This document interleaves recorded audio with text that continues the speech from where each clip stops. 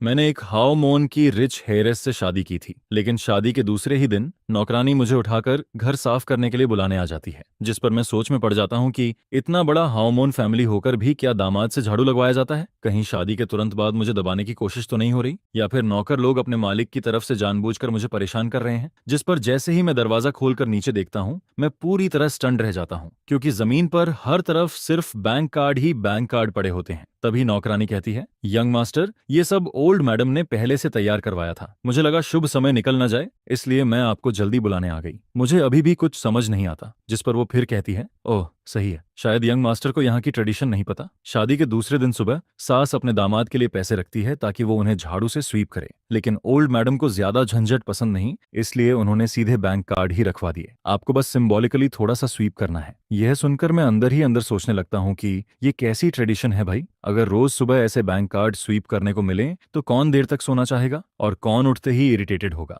जिस पर मैं तुरंत झाड़ू उठाता हूँ और कमरे के बाहर पड़े सारे कार्ड स्विप करके अंदर खींचने लगता हूँ। मुझे नहीं पता एक कार्ड में कितना पैसा है, लेकिन अगर एक कार्ड में सिर्फ 10,000 युआन भी हों, तब भी इतने सारे कार्ड मिलाकर लाखों युआन तो बन ही जाते हैं। तभी नौकरानी फिर कहती है, यंग मास्टर, ओल्ड मैडम ने कहा है कि पासवर्ड आपका बर्थडे है। वो कार्ड मुझे थमाती है, लेकिन मैं अभी कुछ बोल भी नहीं पाता कि सामने वाले बेडरूम का दरवाजा खुल जाता है, जिस पर मेरी नजर एक बेहद खूबसूरत लड़की पर पड़ती है। Good morning. वो मेरी तरफ देखती है, फिर मेरे हाथों में भरे बैंक कार्ड्स पर नजर डालती है। इतने कार्ड थे कि मैं उन्हें ठीक से पकड़ भी नहीं पा रहा था। जिस पर वो कैजुअली कहती है, इतना फॉर्मल होने की जरूरत नहीं है, आराम से यूज करो। ये कहकर वो मास्टर बेडरूम में चली जाती है। वैसे भी मैं कोई फॉर्मल होने वाला नहीं था। अभी थोड़ी देर पहले ही मैं कार्ड लेने वाला था, लेकिन उसी ने बीच में इंटरप्ट कर दिया। जिस पर जैसे ही आंट जांग मुझे कार्ड्स देती है, मैं बिना किसी प्रेशर के सारे कार्ड ले लेता हूँ। इसके बाद मैं कार्ड्स लेकर वापस बेडरूम में जाता हूँ, उन्हें टेबल पर रखता हूँ और फिर फ्रेश होने चला जाता हूँ। जिस पर ओरिजिनल ओनर की मेमोरीज से मुझे पता चलता है कि वो और मैं दोनों एक ही मेजर में पढ़े थे। इतना ही नहीं, हम दोनों ने देश की टॉप यूनिवर्सिटीज से मास्टर डिग्री भी की थी। फर्क सिर्फ इतना था कि ग्रेजुएशन के बाद ओरिजिनल ओनर यूनिवर्सिटी में लेक्चरर बन गया था, जबकि मुझे मजबूरी में ऑडिट कंपनी में जॉब करनी पड़ी। ओरिजिनल ओनर को शादी की वजह से 3 दिन की छुट्टी मिली हुई थी, इसलिए फिलहाल उसे काम पर नहीं जाना था। जिस पर मैं सोचता हूँ कि इन 3 दिनों में उसके लेक्चर नोट्स अच्छे से पढ़ लूंगा, ताकि बाद में स्टूडेंट्स को पढ़ाते समय कोई गलती ना हो। सच कहूँ तो मुझे ओरिजिनल ओनर की ये जॉब बहुत पसंद आती है। वीकेंड की छुट्टी अलग, फेस्टिवल्स की छुट्टी अलग, ऊपर से विंटर वेकेशन और समर वेकेशन भी। अगर सुबह क्लास न हो तो आराम से देर तक सोकर ऑफिस जाओ, शाम को क्लास खत्म होते ही सीधा घर वापस। रात का पूरा टाइम सिर्फ अपना। जिस पर मैं अंदर ही अंदर इमोशनल होकर सोचता हूँ कि पिछले जन्म में मैं यूनिवर्सिटी में लेक्चरर नहीं बन पाया था। क्या वो मेरी मर्जी थी? नहीं, बस जिंदगी की अलग अलग परेशानियों ने मुझे वहां रुकने नहीं दिया। थैंक यू ओरिजिनल ओनर, सच में बहुत बहुत थैंक यू। इसी बीच मैं फेस वॉश कर रहा होता हूँ कि बगल वाले कमरे से आवाज आती है, जिस पर मैं टूथब्रश मुंह में दबाए बाथरूम से झांक कर देखता हूँ और पाता हूँ कि वो ड्रेसिंग रूम से बाहर आ चुकी है। जल्दी फ्रेश होकर नीचे ब्रेकफास्ट के लिए आ जाओ। उसकी ये बात सुनकर मुझे अजीब सा फील होता है, जैसे हम दोनों काफी समय से साथ रह रहे हों। जबकि सच्चाई ये थी कि ओरिजिनल ओनर और फू युनशु आज से पहले सिर्फ 2 बार मिले थे, पहली बार एंगेजमेंट पर और दूसरी बार शादी में। इसके बाद ब्रेकफास्ट टेबल पर फू युनशु मुझे पूरी तरह इनविजिबल समझती है। वो पूरे समय मुझसे एक शब्द तक नहीं बोलती, लेकिन खाना खत्म होने के बाद वो एक बैंक कार्ड टेबल पर रख देती है। अब से तुम्हारा पॉकेट मनी इसी कार्ड में ट्रांसफर होगा, इसे यूज करना। ये कार्ड तुम्हारे आईडी से बना है, सही है ना? जिस पर मैं अंदर ही अंदर एक्साइटेड हो जाता हूँ। आखिर रिच फीमेल सीईओ वाली कहानी का पॉकेट मनी सीन भी आ ही गया। सच कहूँ, जब तक पैसा हाथ में आ रहा है मुझे फर्क नहीं पड़ता वो मुझसे बात करे या नहीं। चाहे वो घर वापस ना आए तब भी मुझे कोई प्रॉब्लम नहीं है। यह कहकर फू युनशु सीधा ऑफिस चली जाती है, जिस पर मैं कार्ड उठाकर वापस कमरे में आता हूँ और उसे बाकी स्वीप किए हुए कार्ड्स के साथ रख देता हूँ। लेकिन थोड़ी देर बाद क्यूरियोसिटी की वजह से मैं फोन बैंकिंग ऐप खोलता हूँ और उस नए कार्ड को लिंक करने की कोशिश करता हूँ, जिस पर कार्ड तुरंत लिंक हो जाता है। मैं अंदर ही अंदर सोचता हूँ, वाह, ये रिच हेयर सच में काफी थॉटफुल है। आजकल सब फोन पेमेंट यूज करते हैं, इसलिए मेरे आईडी वाला कार्ड बनवाना सबसे आसान तरीका था। लेकिन अगले ही पल बैलेंस देखकर मेरी आंखें खुली की खुली रह जाती हैं। 2 मिलियन युआन, मतलब हर महीने सिर्फ पॉकेट मनी ही 2 मिलियन युआन है। जिस पर मैं सोचने लगता हूँ कि अगर जिंदगी ऐसी है तो फिर काम करने की जरूरत ही क्या है। अब मेरी क्यूरियोसिटी सिर्फ इस कार्ड तक सीमित नहीं रहती। जिस पर मैं सुबह स्वीप किए गए कार्ड्स में से एक उठाता हूँ और उसे भी ऐप से लिंक करता हूँ। और शॉकिंग बात यह थी कि वो भी इंस्टेंटली लिंक हो जाता है। मतलब मदर इन लॉ ने जो सारे कार्ड दिए थे वो भी ओरिजिनल ओनर की आईडी से बने हुए थे। एक कार्ड में पूरे 6 लाख युआन पड़े थे। इतने सारे कार्ड मिलाकर आराम से 10 मिलियन युआन से ज्यादा बन रहे थे। जिस पर मैं तुरंत समझ जाता हूँ कि ओल्ड मैडम को नंबर 6 काफी पसंद है। आखिर चाइनीज लोग 6 को लकी नंबर मानते हैं। इसके बाद मैं मन ही मन ओरिजिनल ओनर से कहता हूँ, भाई सॉरी, लेकिन अब ये सारे पैसे ऑफिशियली मेरे हैं। सारे कार्ड लिंक करने के बाद मैं उन्हें ड्रॉर में रख देता हूँ और बाहर घूमने जाने का सोचता हूँ। आखिर पैसे आने के बाद पूरी दुनिया ही खूबसूरत लगने लगती है। सुबह से मैं शॉपिंग मॉल जाने का सोच रहा था, लेकिन अभी तक गया नहीं था, जिस पर अब मैं तय करता हूँ कि थोड़ा बाहर जाकर उस फीलिंग को एक्सपीरियंस किया जाए जहां पसंद की चीज खरीदते समय प्राइस टैग देखने की जरूरत न पड़े। अगर इस नॉवेल वर्ल्ड में ट्रांस माइग्रेट होना एक एक्सपीरियंस है तो मैं इस rich son in law identity के हर बेनिफिट को पूरी तरह एंजॉय करूंगा और इस जिंदगी को खुलकर जीऊंगा। जिस पर मैं फोन उठाता हूँ। यंग मास्टर, क्या आपको कार अरेंज करवानी है? ओरिजिनल ओनर हमेशा खुद ड्राइव करके यूनिवर्सिटी जाता था, लेकिन मेरे पास लाइसेंस होने के बावजूद मैंने जिंदगी में कभी स्टीयरिंग नहीं पकड़ा था। सेफ्टी के लिए मैं तुरंत कहता हूँ, मुझे थोड़ी देर बाहर जाना है, कार अरेंज करवा दीजिए। इसके बाद अंकल लियू मुझे फेंगयुआन बिल्डिंग छोड़ने निकल पड़ता है। असल में मैंने किसी से मिलने का प्लान नहीं बनाया था, मैं सिर्फ सबसे बड़े शॉपिंग मॉल में जाकर घूमना चाहता था। तभी रास्ते में अंकल लियू कहता है, यंग मास्टर, ये मॉल हमारे ग्रुप का ही है, क्या अंदर वालों को पहले से इन्फॉर्म कर दूं? जिस पर मैं तुरंत मना कर देता हूँ, नहीं, मैं बस कैजुअली घूमने आया हूँ। इस बिल्डिंग में कुल 28 फ्लोर्स थे। 8वें फ्लोर से ऊपर ऑफिस कंपनीज थीं, जबकि नीचे पूरा लग्जरी शॉपिंग मॉल था। बेसमेंट में पार्किंग एरिया था। पहले 7 फ्लोर्स पर luxury brands, supermarket, mother and baby stores, indoor playground, restaurants, book store, cinema, gym, clothing stores, cafe, cat cafe और न जाने क्या क्या था। पूरा मॉल अंदर से बेहद लग्जरियस दिखता है, जिस पर जैसे ही मैं अंदर जाकर एक लग्जरी कार शोरूम की तरफ बढ़ता हूँ, तभी एक मैरिड कपल सीधे मेरी तरफ आते दिखाई देते हैं। टीचर वैन, आप यहाँ कैसे? जिस पर मैं शांत होकर ओरिजिनल ओनर की मेमोरी सर्च करने लगता हूँ। ये आदमी ओरिजिनल ओनर का कॉलिग था, जिसका नाम जियांग हाओ था। उसकी वाइफ की डिलीवरी डेट आने में अब भी 1 महीने से थोड़ा ज्यादा समय बाकी था। दोनों यूनिवर्सिटी में एक ही ऑफिस शेयर करते थे, लेकिन जियांग हाओ रेयरली ऑफिस आता था। ज्यादातर वहां सिर्फ मैं ही रहता था, जिस पर उसे हमेशा लगता था कि मैं उसकी जगह कब्जा करके बैठा हूँ। उसका सवाल सुनकर मुझे थोड़ा अजीब फील होता है, मैं यहाँ नहीं रहूंगा तो कहाँ रहूंगा? जिस पर वो फिर कहता है, क्या तुम शादी की छुट्टी लेकर होम टाउन नहीं गए थे? और शादी करके भी तुमने यूनिवर्सिटी के किसी को लेग को इन्वाइट तक नहीं किया? अब सब लोग गेस कर रहे हैं कि शायद तुम्हारी वाइफ दिखाने लायक नहीं है, इसलिए तुमने किसी को नहीं बुलाया। सब लोग इसी बात पर चर्चा कर रहे हैं कि आखिर तुम्हारी वाइफ कैसी होगी।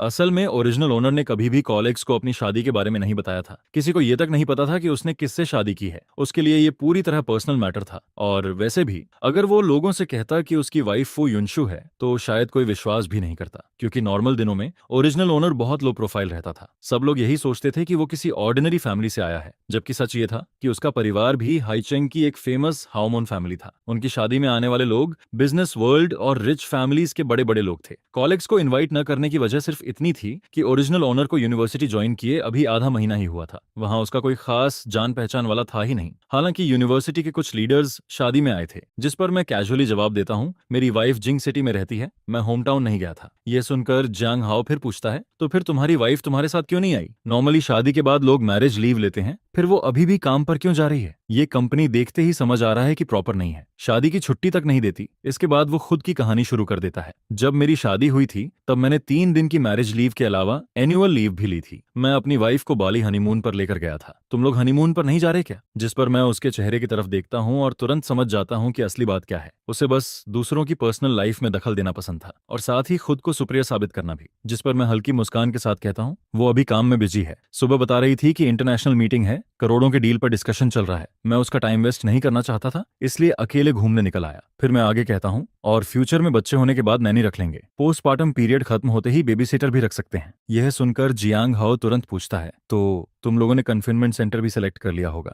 जिस पर मैं अंदर ही अंदर हंस पड़ता हूँ। रिच फैमिलीज में बच्चे खुद कौन संभाल रहा है? वहां तो नैनी और बेबी सिटर रखना नॉर्मल बात है। मेरी ये कैजुअल बातें सीधे उसकी वाइफ के दिल में चुभ जाती हैं, क्योंकि उनकी फाइनेंशियल कंडीशन उतनी अच्छी नहीं थी। जिस पर जियांग हाओ का चेहरा तुरंत खराब हो जाता है। अभी नहीं चुना, देख रहे हैं, आज हम बेबी क्लॉथ्स खरीदने आए हैं। इसके बाद वो ऑकवर्ड होकर कहता है, अच्छा टीचर वेन, हम ऊपर 2nd फ्लोर जा रहे हैं, फिर मिलते हैं, ठीक है, बाय। उनके जाने के बाद मैं भी मदर एंड बेबी स्टोर की तरफ बढ़ जाता हूँ। मैं ओरिजिनल ओनर के चाइल्डहुड फ्रेंड के बच्चे के लिए कुछ न्यूबॉर्न सामान खरीदना चाहता था। उसकी वाइफ का अभी हाल ही में पोस्टपार्टम पीरियड खत्म हुआ था, और मजेदार बात यह थी कि जियांग हाओ से मिलने के बाद ही मुझे ओरिजिनल ओनर के उस क्लोज फ्रेंड की याद आई थी। लेकिन मुझे क्या पता था कि उसी मदर एंड बेबी स्टोर में मेरी मुलाकात जियांग हाओ कपल से दोबारा हो जाएगी। जिस पर मेरा घूमने का मूड थोड़ा खराब हो जाता है। स्टोर काफी बड़ा था, इसलिए मैं सीधे दूसरे सेक्शन में चला जाता हूँ ताकि उनसे दोबारा सामना ना हो, वरना फिर उसके सार्कास्टिक कमेंट्स सुनने पड़ते। इसके बाद मैं 1 लाख युआन से ज्यादा की शॉपिंग कर देता हूँ और डिलीवरी एड्रेस अपने दोस्त के घर का दे देता हूँ। फिर मैं गोल्ड स्टोर की तरफ निकल जाता हूँ। असल में ओरिजिनल ओनर को बचपन से ही ब्रांडेड चीजें और एक्सपेंसिव गिफ्ट्स मिलते रहे थे,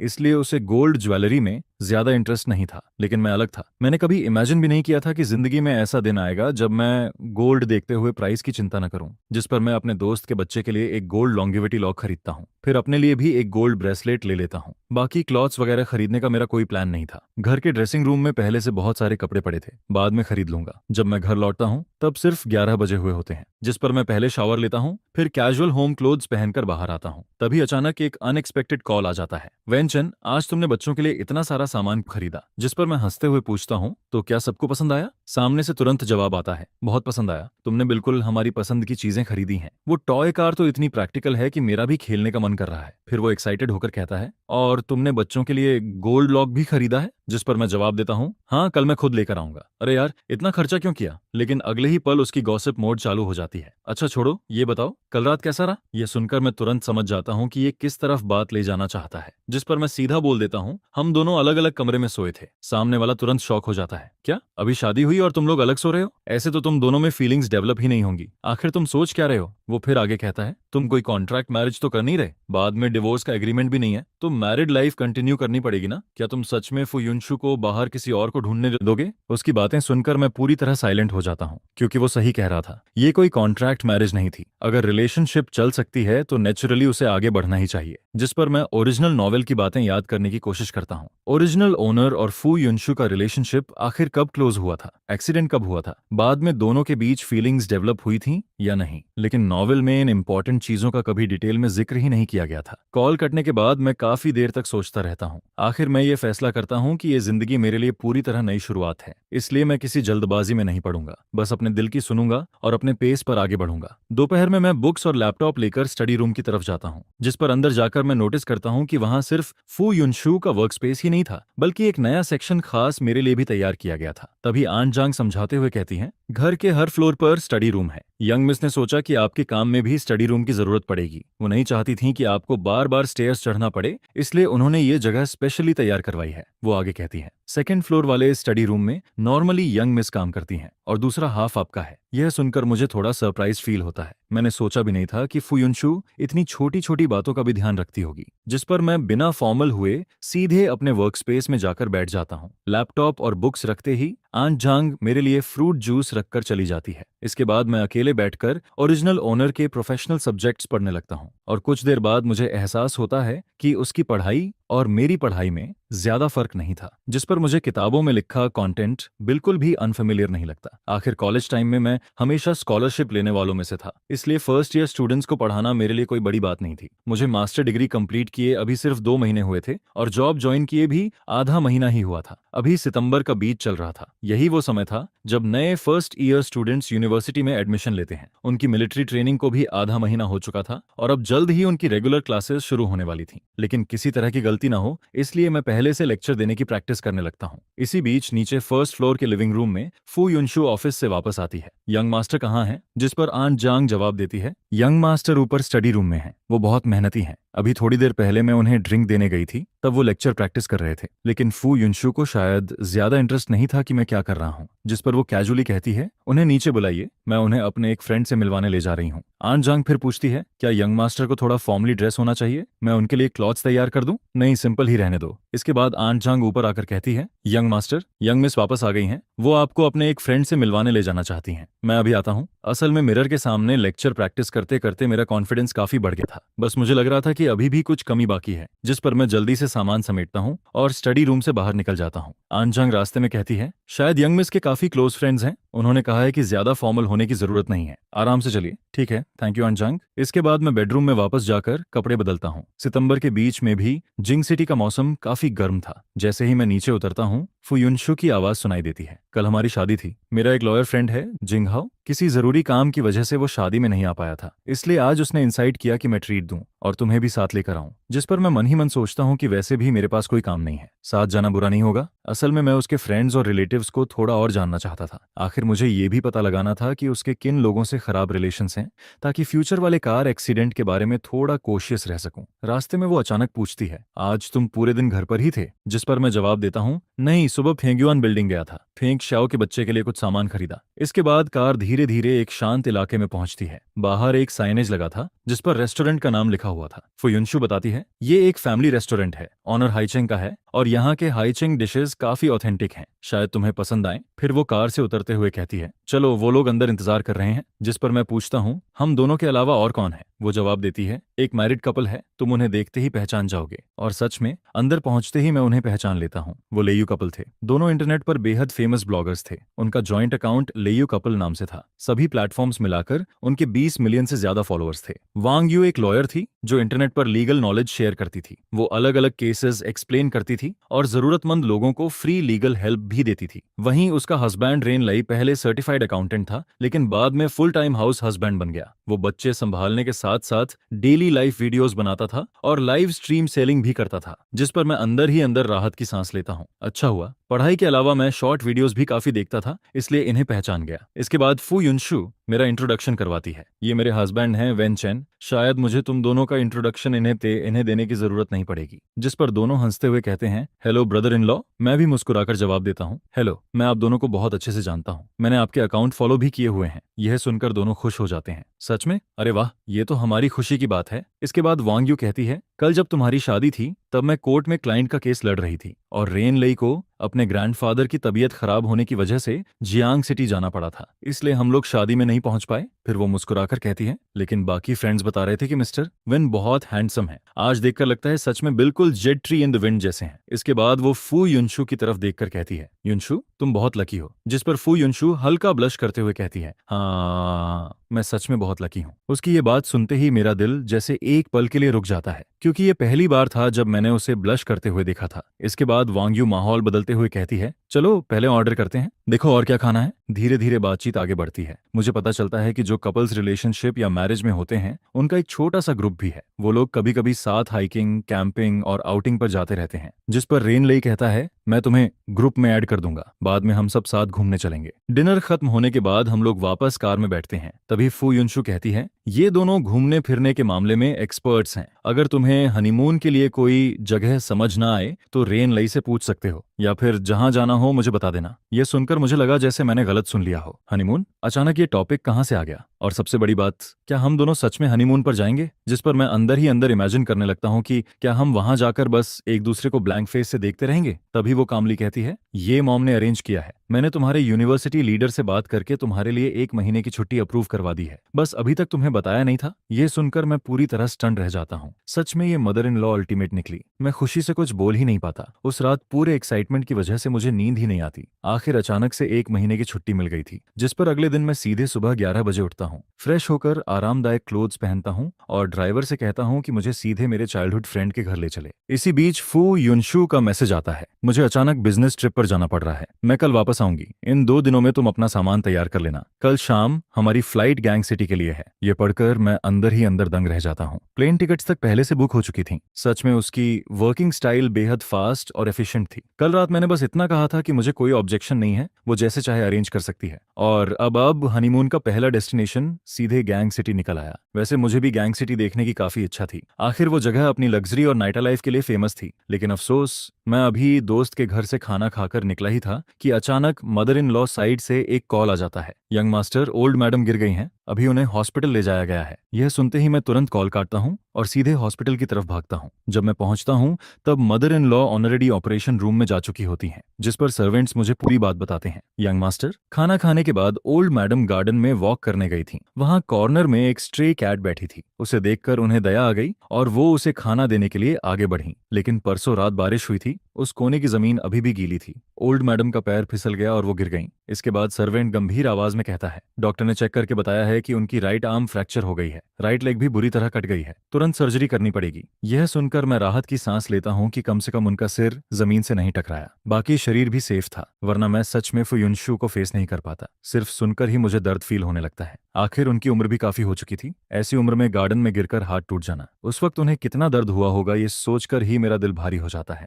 जिस पर मैं मन ही मन सर्वेंट्स पर भी नाराज होता हूँ। इतने बड़े मैंशन में ओल्ड मैडम अकेली कैसे घूम रही थी? किसी को उनके साथ होना चाहिए था। इसी बीच मुझे याद आता है कि फादर इन लॉ तो इस समय अटलांटिक ओशन के उस पार वेकेशन एंजॉय कर रहे थे और फू युनशु भी बिजनेस ट्रिप पर बाहर गई हुई थी। अगर खबर मिल भी जाती तब भी उसे शाम की फ्लाइट का इंतजार करना पड़ता, तभी वो वापस आ पाती। जिस पर सबसे पहले वहां पहुंचने वाले इंसान होने के नाते मैं नौकरों और बटलर से सवाल किए बिना नहीं रह पाता। ओल्ड मैडम इस हालत में गिर गईं, पता नहीं उन्हें कितना दर्द सहना पड़ा होगा। उस वक्त कोई भी उनकी मदद करके उस बिल्ली को उठाने क्यों नहीं आया? लॉजिक से देखा जाए तो इतने बड़े रॉयल फैमिली जैसे घर में सिर्फ छोटे से गार्डन की सफाई के लिए भी काफी सारे सर्वेंट्स चाहिए होते हैं। फिर उस वक्त आंगन में मौजूद सर्वेंट्स आखिर गए कहाँ थे? और एक स्ट्रे कैट को ऐसे खुले में घूमने कैसे दिया गया? जिसके बाद दीवार के कोने में जमा पानी भी समय पर साफ क्यों नहीं किया गया? नॉर्मली हमेशा कोई ना कोई मैडम के साथ रहता है, लेकिन आज जब ओल्ड मैडम गार्डन में गई थी तो उनके साथ जाने वाले सर्वेंट को अचानक किसी काम से बुला लिया गया, जिस पर वो थोड़ी देर के लिए वहां से चला गया। उस वक्त मैं सबके साथ स्टडी कर रहा था, जिस पर मैं तुरंत बोलता हूँ, कौन सी स्टडी? मैंने मॉर्निंग क्लास, वीकली मीटिंग और मंथली रिव्यू के बारे में तो सुना है, लेकिन घर के सर्वेंट्स को खाने के बाद पढ़ाई करवाने की बात पहली बार सुन रहा हूँ। और मैंने तो कभी बटर को सर्वेंट्स को पढ़ाते हुए भी नहीं देखा। जिसके जवाब में वो कहता है,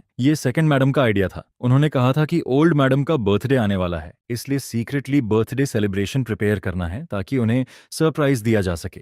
इसी वजह से मैंने सोचा कि जब ओल्ड मैडम खाना खाकर आफ्टरनून रेस्ट के लिए जाएंगी तब सबको इस बारे में बताया जाए। यह सुनकर मैं सोच में पड़ जाता हूँ, ये सेकंड मैडम क्या वही नहीं जो फू युनशु की सेकंड आंट है और कहानी की फीमेल लीड की माँ भी? बैकग्राउंड स्टोरी में बताया गया था कि उसने सालों पहले फू फैमिली में शादी करने के लिए काफी गलत ट्रिक्स इस्तेमाल किए थे, जिस पर शादी के बाद उसे फू फैमिली में कभी ज्यादा रिस्पेक्ट नहीं मिली। लेकिन बाद में जब उसकी बेटी हेयर बन गई तब जाकर उसकी जिंदगी थोड़ी आसान होने लगी। फिर मैं सोचता हूँ, क्या उसकी रिलेशन अपनी मदर इन लॉ के साथ इतनी अच्छी थी? अगर ऐसा है तो फिर बर्थडे पार्टी सीक्रेटली प्रिपेयर करने की जरूरत ही क्या थी? जिस पर मैं गुस्से में बोलता हूँ, हर चीज की प्रायोरिटी होती है। इस मेंशन में तुम्हारा मेन काम ओल्ड मैडम का ध्यान रखना है, बाकी चीजें प्रोफेशनल्स को करने दो। क्या वो फैमिली के पास सर्वेंट्स हायर करने के लिए पैसे कम पड़ गए थे? लेकिन वो फिर कहता है, सेकंड मैडम ने कहा था, जिस पर मैं तुरंत उसे रोकते हुए बोलता हूँ, सेकंड मैडम, तुम सिर्फ उन्हीं की बातें क्यों सुनते हो? क्या उनकी हर बात हमेशा सही होती है? उधर ऑपरेशन थिएटर के ऊपर जलती हुई ऑपरेशन इन प्रोग्रेस वाली लाइट देखकर मेरा मन और बेचैन होने लगता है। मुझे लगा था कि फू युनशु यहाँ नहीं है और सन इन लॉ भी शायद इन सब बातों की परवाह नहीं करेगा, इसलिए मैंने ज्यादा नहीं सोचा। लेकिन अभी उसे देखकर साफ लग रहा था कि वो बहुत ज्यादा गुस्से में है।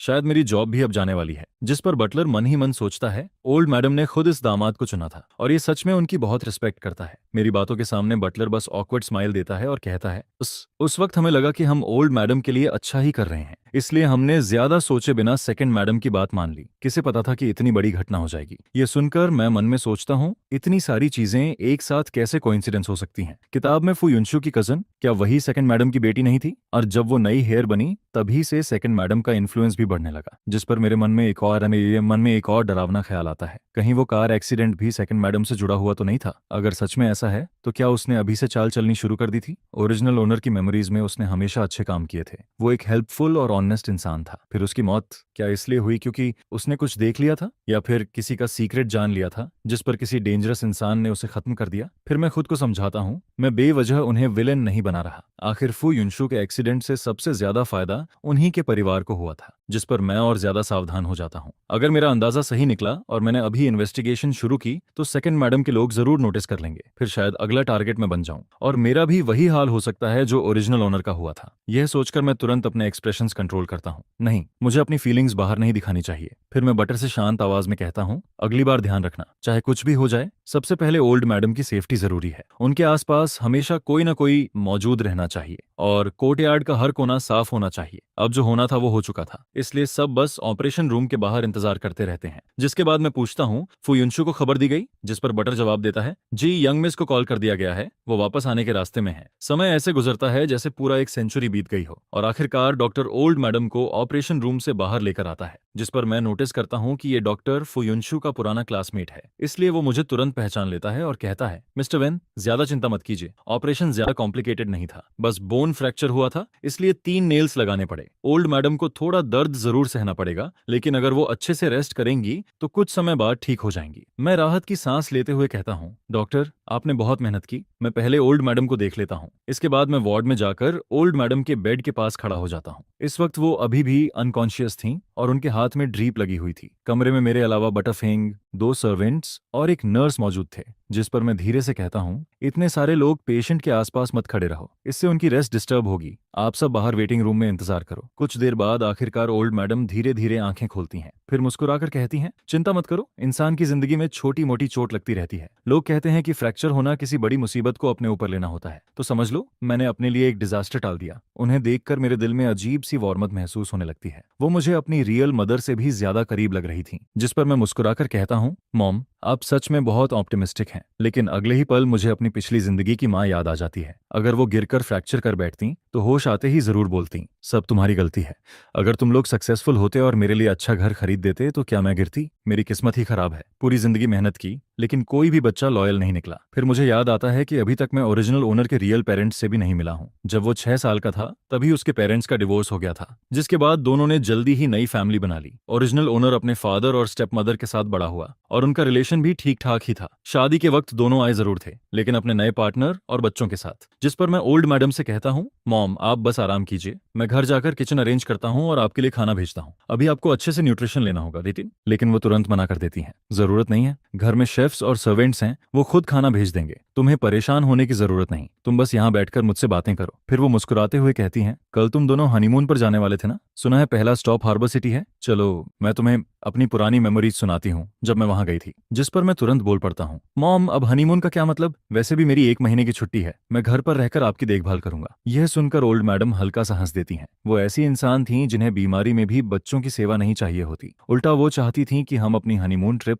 वैसे ही कंटिन्यू करें जैसा पहले प्लान हुआ था। फिर वो थोड़ा सख्त होकर कहती हैं, ऐसा बिल्कुल नहीं होगा, बड़ी मुश्किल से शादी के बाद 1 महीने की छुट्टी मिली है, अब कैसे कह सकते हो कि नहीं जाओगे? मुझे बस फ्रैक्चर हुआ है, कोई बड़ी बीमारी नहीं। यहाँ सर्वेंट्स हैं मेरी देखभाल के लिए, तुम लोगों को यहाँ रुकने की जरूरत नहीं है। जिस पर मैं तुरंत बोलता हूँ, कोई बात नहीं मॉम, अभी मेरी विंटर वेकेशन और समर वेकेशन बाकी है। फैमिली से ज्यादा जरूरी भला और क्या हो सकता है? जब आप ठीक हो जाएंगी तब घूमने के मौके फिर मिल जाएंगे, और हनीमून ट्रिप कैंसिल हो जाए तो भी कोई फर्क नहीं पड़ता। असल में मैं खुद भी फुयुनशु के साथ अकेले हनीमून पर जाने को लेकर थोड़ा ऑकवर्ड फील कर रहा था। अब अच्छी बात यह थी कि मेरे पास ना जाने का एक परफेक्ट एक्सक्यूज भी मिल गया था। उधर तभी फुयुनशु हॉस्पिटल पहुंचती है। वो रूम के बाहर ग्लास विंडो से अंदर झांकती है और हमें बातें करते हुए देखती है। पता नहीं मैंने ऐसा क्या कहा था, जिस पर बेड पर लेटी ओल्ड मैडम लगातार हंस रही थी। फिर वो जल्दी से अंदर आती है और कहती है, मॉम मैं आ गई, अब कैसी तबीयत है आपकी? बहुत दर्द हो रहा है क्या? जिस पर ओल्ड मैडम मुस्कुराकर कहती हैं, अरे नहीं, मैं बिल्कुल ठीक हूँ, बस छोटा सा ऑपरेशन हुआ है। जिंदगी में इससे बड़े तूफान देख चुकी हूँ मैं, इतनी सी बात से क्या होगा? यह देखकर मैं चुपचाप बाहर निकल आता हूँ ताकि माँ बेटी आराम से बातें कर सकें। लेकिन जैसे ही मैं बाहर वेटिंग एरिया में बैठता हूँ तभी अचानक एक औरत की तेज आवाज सुनाई देती है। अच्छे भले इंसान को ऐसी चोट कैसे लग गई? तुम लोग काम कैसे करते हो? आंगन का गंदा पानी तक साफ नहीं कर पाए? जिस पर मैं तुरंत आवाज पहचान लेता हूँ, ये सेकंड मैडम थी। उन्हें देखकर मैं थोड़ा हैरान रह जाता हूँ। वो सच में काफी यंग दिख रही थी, मुश्किल से 40 के आसपास, और ऑनेस्टली कहूं तो उन्होंने खुद को बहुत अच्छे से मेंटेन किया हुआ था। फिर वो जल्दी से पूछती हैं, युनशु तुम्हारी माँ कैसी हैं? जिस पर फू युनशु जवाब देती है, मॉम अभी थोड़ी देर पहले ही होश में आई हैं। मैं बाहर डूबते हुए सूरज को देखता हूँ और सोचता हूँ कि इस वक्त तक शायद किसी ने खाना भी नहीं खाया होगा। तभी फू युनशु कहती है, थोड़ी देर में घर से खाना आ जाएगा। जिस पर सेकंड मैडम तुरंत बोलती हैं, चलो पहले मैं उन्हें देख लूं, इस उम्र में गिरना बहुत तकलीफ देता है। उन्हें देखकर मुझे थोड़ा अजीब फील होता है, क्योंकि वो बहुत जेंटल और काइंड लग रही थी, बिल्कुल वैसी नहीं जैसी मैंने इमेजिन किया था। अंदर जाते ही वो ओल्ड मैडम का हाथ पकड़कर कहती हैं, सिस्टर इन लॉ आप ऐसे कैसे गिर गई? उस वक्त आपके साथ कोई नहीं था क्या? ओल्ड मैडम उस वक्त फू युनशु से बातें कर रही थी। फिर वो मुस्कुराते हुए कहती हैं, आओ यहाँ बैठो। जिस पर सेकंड मैडम तुरंत पास बैठ जाती हैं और कहती हैं, जैसे ही खबर मिली मैं तुरंत यहाँ चली आई। अच्छी बात यह रही कि घर में रिब सूप बन रहा था और अभी भी गर्म है, मैं आपके लिए लेकर आई हूँ। फिर वो सूप आगे बढ़ाते हुए कहती हैं, लोग कहते हैं ना जो खाओ वही शरीर बनता है। थोड़ा सूप पीजिए और थोड़ा मीट भी खाइए, आपकी बोन्स जल्दी रिकवर होंगी। स्मेल कीजिए, कितना अच्छा लग रहा है। जिस पर ओल्ड मैडम खुश होकर कहती हैं, वाह, सिर्फ स्मेल से ही भूख लगने लगी। उन्हें ऐसे देखकर मुझे लगने लगता है कि शायद दोनों का रिलेशन सच में काफी अच्छा था, वरना सेकंड मैडम इतनी जल्दी सूप लेकर यहाँ नहीं आती। फिर मैं मन ही मन सोचता हूँ, मैंने पहले इनके बारे में जरूरत से ज्यादा गलत सोच लिया था। तभी सेकंड मैडम मेरी तरफ देखकर कहती हैं, वेंचन तुमने अभी तक खाना नहीं खाया ना? जिस पर मैं जवाब देता हूँ, यहाँ मॉम के साथ था इसलिए भूख का ध्यान ही नहीं रहा। फिर ओल्ड मैडम तुरंत बोलती हैं, जल्दी जाकर खाना खाओ, पहले खाना जरूरी है। जिस पर फू युनशु मेरी तरफ देखकर कहती हैं, चलो। इसके बाद हम दोनों हॉस्पिटल से निकलकर एक रेस्टोरेंट पहुंचते हैं। मैं कैजुअली पूछता हूँ, कुछ भी चलेगा, मुझे खाने में ज्यादा चॉइस नहीं है। लेकिन फिर भी मैं थोड़ा हेजिटेंट होकर पूछता हूँ, युनशु तुम श्योर हो कि हमें इसी रेस्टोरेंट में खाना चाहिए? तभी रेस्टोरेंट का मालिक मुस्कुराते हुए हमारे पास आता है और कहता है, यंग मिस यंग मास्टर, आप लोग क्या खाना पसंद करेंगे? जिस पर फू युनशु कहती है, अंकल लिन, आप अपने स्पेशल डिशेस बना दीजिए और एक पॉट टी भी ले आइए। मैं क्यूरियस होकर पूछता हूँ, वैसे ये रेस्टोरेंट किसका है? जिस पर वो जवाब देती है, जो अभी आए थे वही यहाँ के शेफ भी हैं और ऑनर भी। वो मेरे ग्रैंडफादर के डिसिप्लिन है। पहले एक हाई क्लास होटल में हेड शेफ थे, बाद में कुछ हुआ जिसके बाद उन्होंने खुद का रेस्टोरेंट खोल लिया और इस रेस्टोरेंट में हाफ इन्वेस्टमेंट मेरे ग्रैंडफादर की है। यह सुनकर मैं थोड़ा शॉक्ड हो जाता हूँ। ग्रैंडफादर पहले शेफ थे? मुझे तुरंत महसूस होता है कि इस कहानी के पीछे जरूर कोई हिडन स्टोरी है, क्योंकि बाहर से सिंपल दिखने वाला ये रेस्टोरेंट अंदर से काफी लग्जरी था और यहाँ की प्राइसेस भी बिल्कुल चीप नहीं थी। जिस पर फुयुनशु धीरे से कहती है, हाँ, ग्रैंडफादर कुकिंग स्किल की वजह से ही ऊपर तक पहुंचे थे,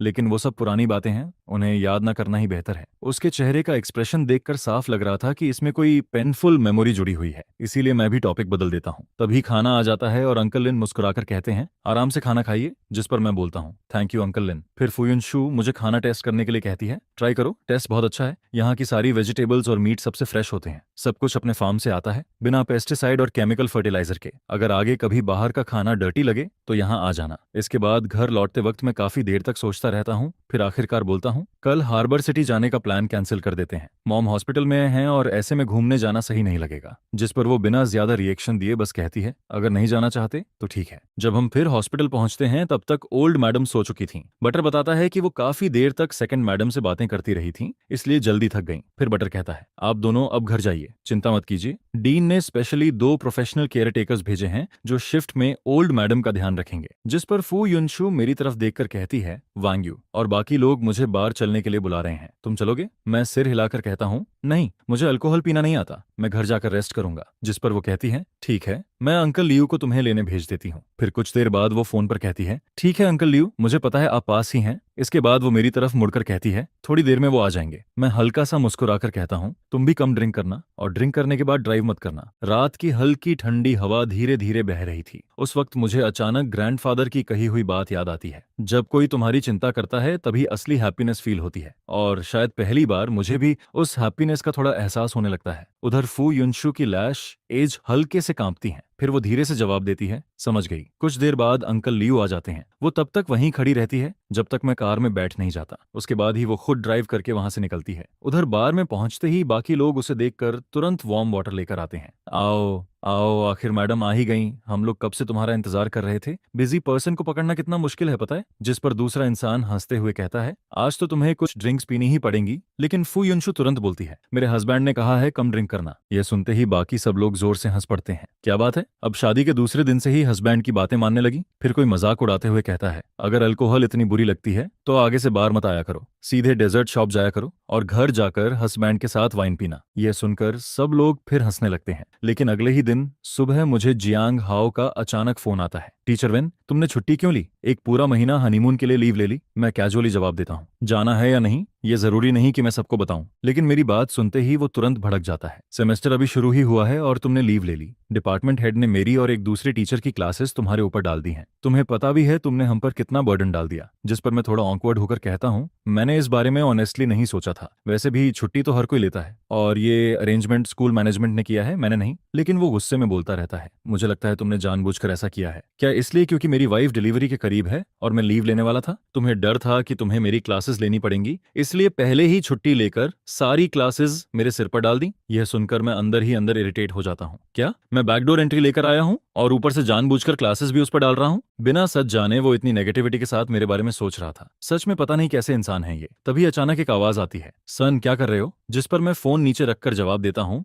मॉम, आज सुबह जियांग हाओ ने अचानक कॉल किया था। उसने ना सिर्फ ये कहा कि तुम बैकडोर रिलेशन से अंदर आए हो, बल्कि ये भी बोल दिया कि तुमने अपनी सारी क्लासेस उस पर डाल दी। वो खुद को समझता क्या है? आखिर वो तुमसे ऐसे कैसे बात कर सकता है? जिस पर मॉम काफी गुस्से में बोलती रहती हैं, अगर कोई प्रॉब्लम थी तो आराम से बात करके सॉल्व नहीं कर सकता था क्या? कुछ क्लासेस ही तो हैं, उन्हें एडजस्ट किया जा सकता है। तुम रुको, अभी मैं तुम्हारे लिए बात करती हूँ। इसके बाद वो तुरंत फोन उठाती हैं और प्रिंसिपल को कॉल कर देती हैं। ओल्ड सू, ये काम तुमने ठीक से हैंडल नहीं किया। मेरा सन इन लॉ छुट्टी ले रहा था तो क्वाइटली नोटिस दे देते। अब पूरा स्कूल जान गया कि उसने हायर मैनेजमेंट के थ्रू लीव ली है और वो एक्स्ट्रा क्लासेस उस टीचर को क्यों दे दी जिसकी वाइफ डिलीवरी लीव पर है। मैं कोई स्पेशल प्रिविलेज मांग नहीं रही, लेकिन तुम भी जानते हो ना मेरी ग्रैंडडॉटर की शादी कितनी मुश्किल से हुई है। क्या उन्हें थोड़ा टाइम साथ बिताने की जरूरत नहीं? अगर बॉन्डिंग ही नहीं होगी तो बच्चे कैसे होंगे? ये सुनकर मैं बिल्कुल स्पीचलेस हो जाता हूँ। लेकिन मॉम बिना रुके बोलती रहती हैं, दोनों अभी तक अलग अलग रूम में सोते हैं। अब तुम ही बताओ, मैं चिंता ना करूं तो कौन करे? और वैसे भी फू ग्रुप हर साल स्कूल को 50 मिलियन डोनेट करता है। मेरा सन इन लॉ थोड़ी सी छुट्टी ले ले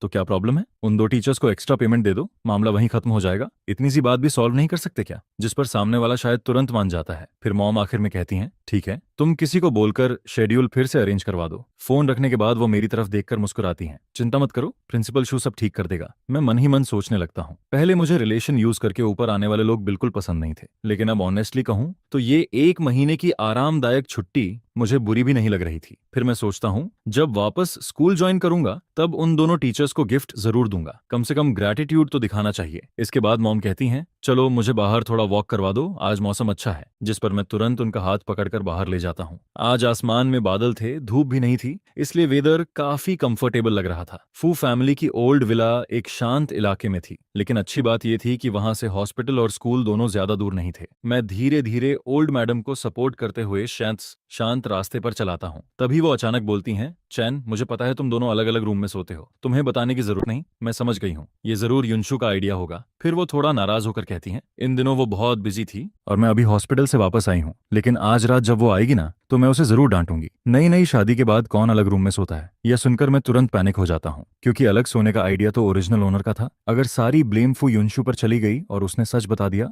तो मेरी पोल खुल जाएगी। लेकिन मेरी चुप्पी देखकर ओल्ड मैडम उल्टा इमोशनल हो जाती हैं। तुम्हारा नेचर सच में बहुत अच्छा है, हर बात में कॉम्प्रोमाइज कर लेते हो और शिकायत भी नहीं करते। आज रात मैं उसे बोलूंगी कि वो तुमसे प्रॉपरली अपोलोजाइज करे। जिस पर मैं जल्दी से कहता हूँ, मॉम, इसकी जरूरत नहीं है, शादी से पहले हम बस एक बार मिले थे, नेचुरली हमें एक दूसरे को समझने में टाइम लगेगा और उसका काम भी बहुत बिजी है, धीरे धीरे सब ठीक हो जाएगा, आपको टेंशन लेने की जरूरत नहीं। और वैसे भी युनशु ने मेरे साथ कुछ गलत नहीं किया। लेकिन ओल्ड मैडम गहरी सांस लेते हुए कहती हैं, तुम लोगों को जल्दी नहीं है, लेकिन मुझे है। देखो, हमारी उम्र हो चुकी है, अब बस यही इच्छा है कि बच्चे और ग्रैंड चिल्ड्रेन हमारे आसपास हों। तुम्हारे फादर भी अगर ग्रैंड चिल्ड गोद में उठा लें तो शायद हर वक्त ट्रैवल करने की जिद छोड़ दें। फिर वो धीरे से बोलती हैं, असल में हम बूढ़े हो गए हैं, नहीं तो हम तुम्हें इतना फोर्स नहीं करते। पहले हमें लगता था कि बच्चे खुश रहें, वही काफी है, लेकिन उम्र बढ़ने के साथ कुछ अधूरे रिग्रेट्स दिल में रह जाते हैं। जिस पर वो हल्की आवाज में कहती हैं, हमारे घर में कोई थ्रोन तो नहीं है इनहेरिट करने के लिए, लेकिन प्रॉपर्टी बहुत ज्यादा है, आखिर उसे बाहर वालों के हाथ में कैसे जाने दें? यह सुनकर मुझे महसूस होता है कि उनकी बात बिल्कुल गलत भी नहीं थी। फू फैमिली सच में एक टॉप वेल्थी फैमिली थी और इतनी बड़ी प्रॉपर्टी नेचुरली इनहेरिटेंस इश्यू बन सकती थी। ओल्ड मैडम और ओल्ड मास्टर के पास सिर्फ फू युनशु ही थी,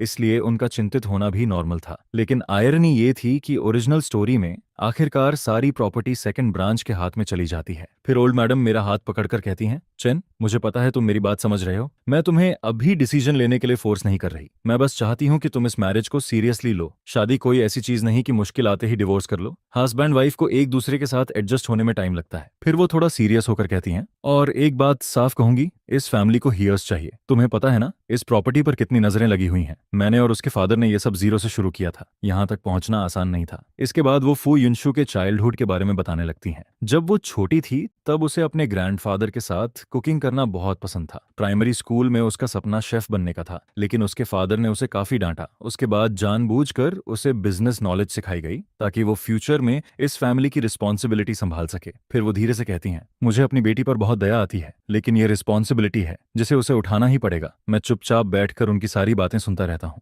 मेरे दिल में अजीब सी फीलिंग उठने लगती है। अब मुझे समझ आने लगता है कि जब उस दिन मैंने ग्रैंडफादर का जिक्र किया था तब फू युनशु का एक्सप्रेशन अचानक क्यों बदल गया था। शायद उसके चाइल्डहुड की सारी प्रेशर और मेमोरीज उसी से जुड़ी हुई थी और शायद इसी वजह से वो बच्चे भी नहीं चाहती थी। जिस पर मैं धीरे से जवाब देता हूँ, मॉम, आपकी सारी बातें मैं समझता हूँ, लेकिन हमारी शादी को अभी ज्यादा वक्त नहीं हुआ, हमें थोड़ा समय चाहिए एक दूसरे के साथ एडजस्ट होने के लिए। और बच्चे की बात, वो सिर्फ चाहने से तुरंत नहीं हो जाता, हम दोनों अभी मेंटली तैयार नहीं है। लेकिन ओल्ड मैडम तुरंत बोलती हैं, मैंने तुम दोनों की प्रिमारियल हेल्थ रिपोर्ट देखी है, दोनों बिल्कुल हेल्दी हो और लड़का लड़की अगर लंबे समय तक साथ रहें तो फीलिंग्स अपने आप डेवलप हो जाती हैं, इसलिए जल्दी बच्चा होना ही सबसे अच्छा है। उनका सीरियस एक्सप्रेशन देखकर मैं पूरी तरह निरुत्तर हो जाता हूँ। उस रात आखिरकार फू युनशु को वापस बुला लिया जाता है, जिस पर ओल्ड मैडम सख्त आवाज में कहती हैं, तुम दोनों अपने रूम में जाओ और थोड़ा रिलेशनशिप इंप्रूव करो, चाहे सिर्फ बैठकर बातें ही क्यों ना करो। फू युनशु शायद उन्हें नाराज नहीं करना चाहती थी, इसलिए वो क्वाइटली उठती है और मुझे साथ आने का इशारा करती है। मैं रूम में जाकर कैजुअली सोफा पर बैठ जाता हूँ और फोन चलाते हुए